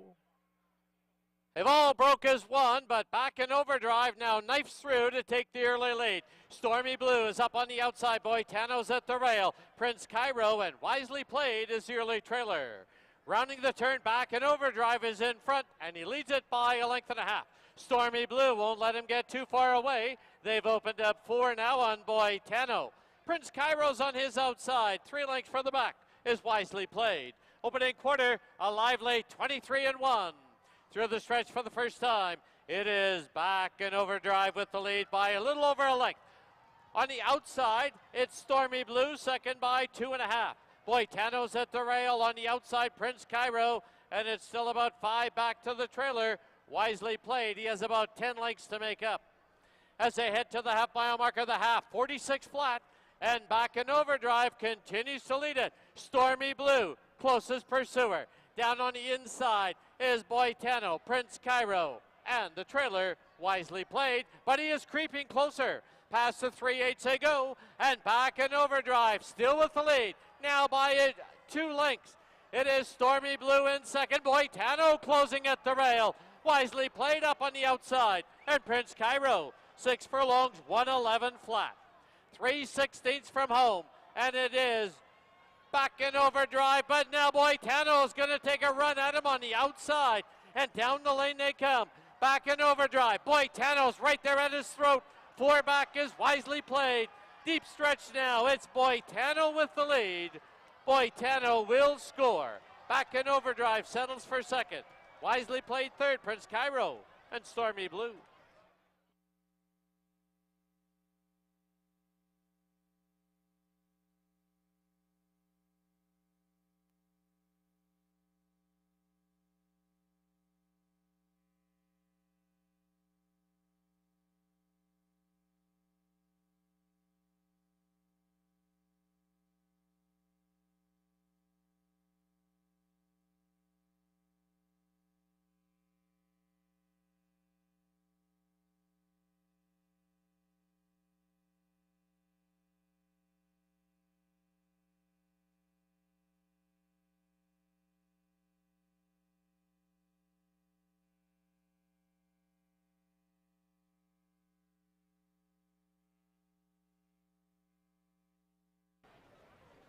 There they go.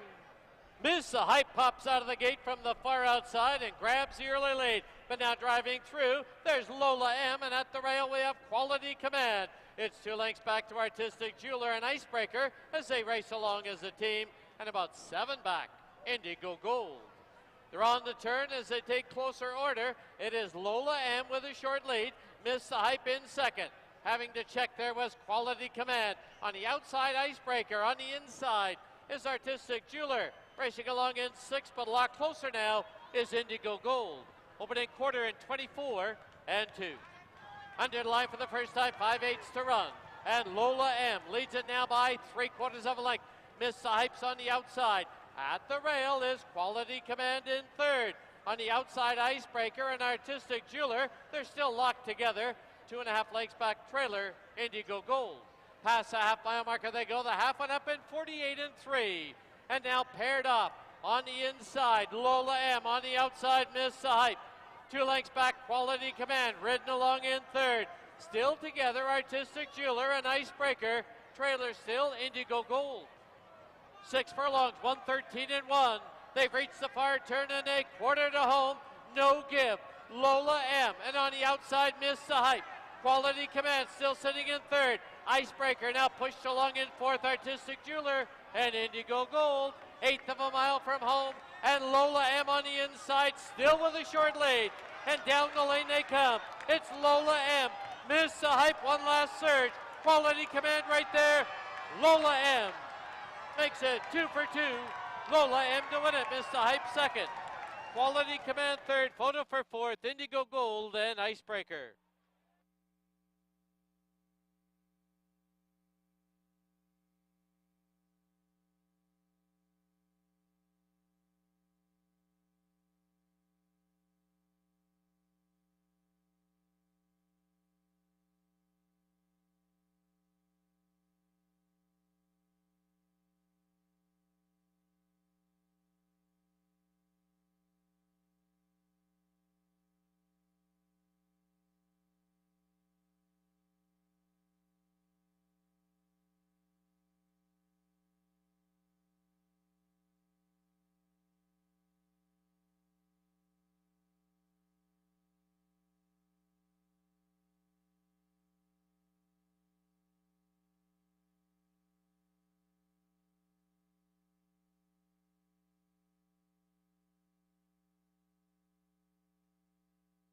There they go.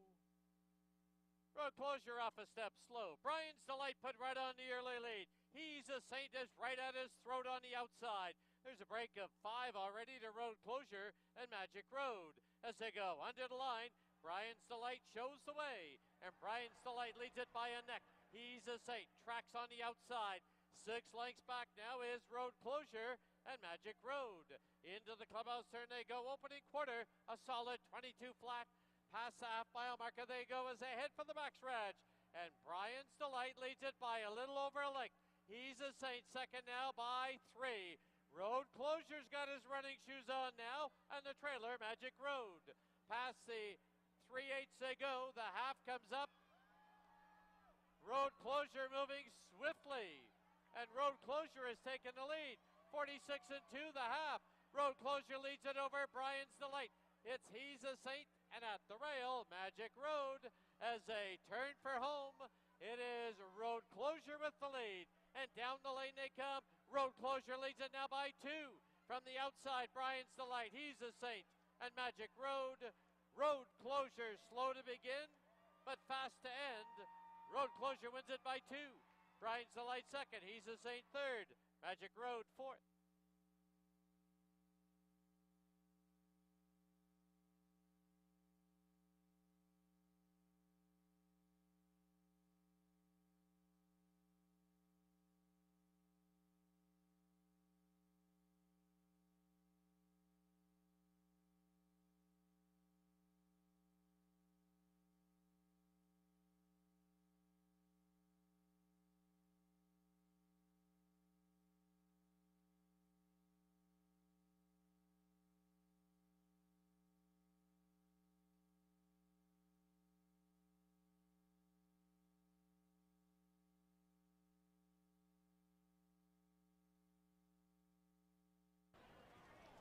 There they go. Field of 6 for Lisa Mayer, sent on the way in the Montashi. From the outside, WB3 shows good early lick. In between them now, as they go to the turn, is Shamra. Down on the inside, running off a little there. Whoa, the rider almost come out of the saddle on Bayakoa's Image. Great recovery by Silvino Morales.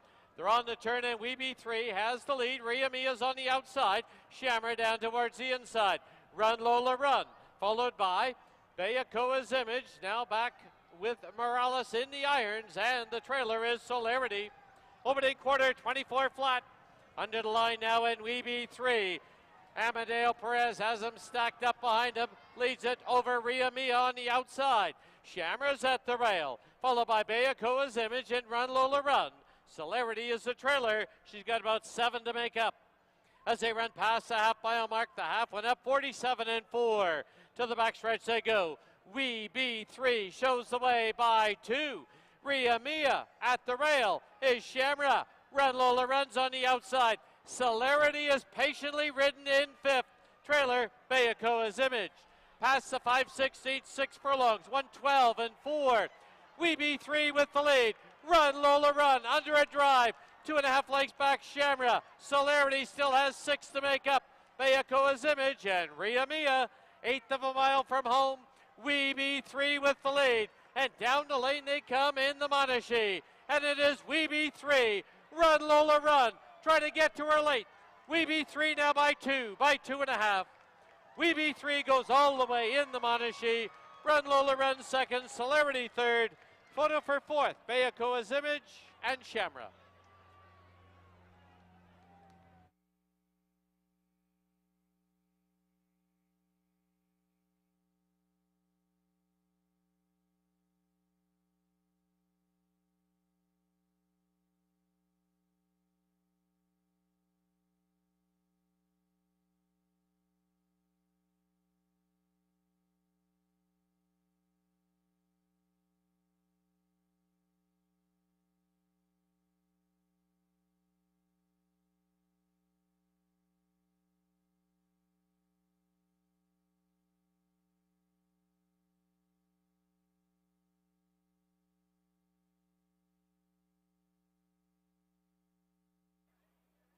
There they go.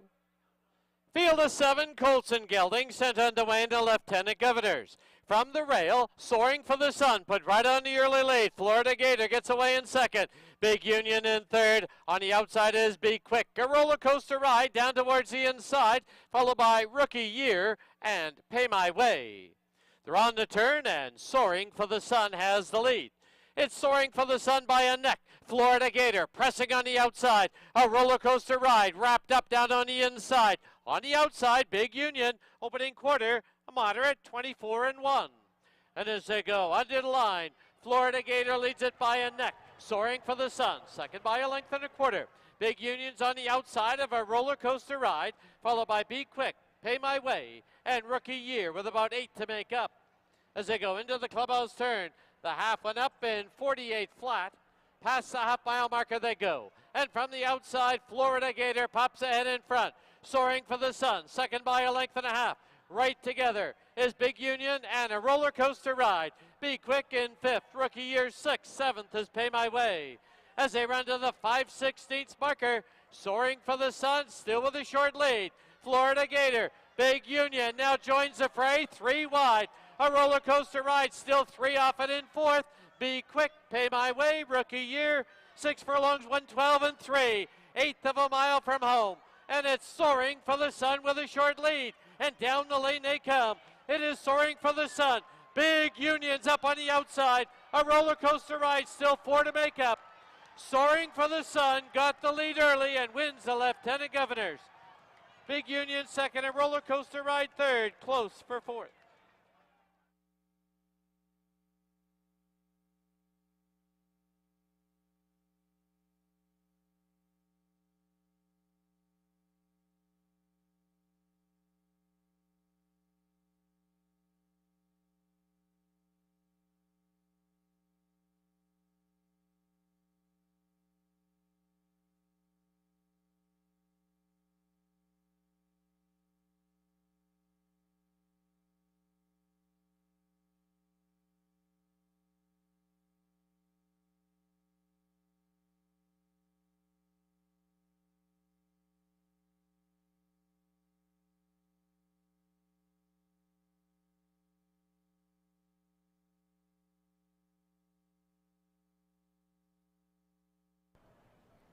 There they go.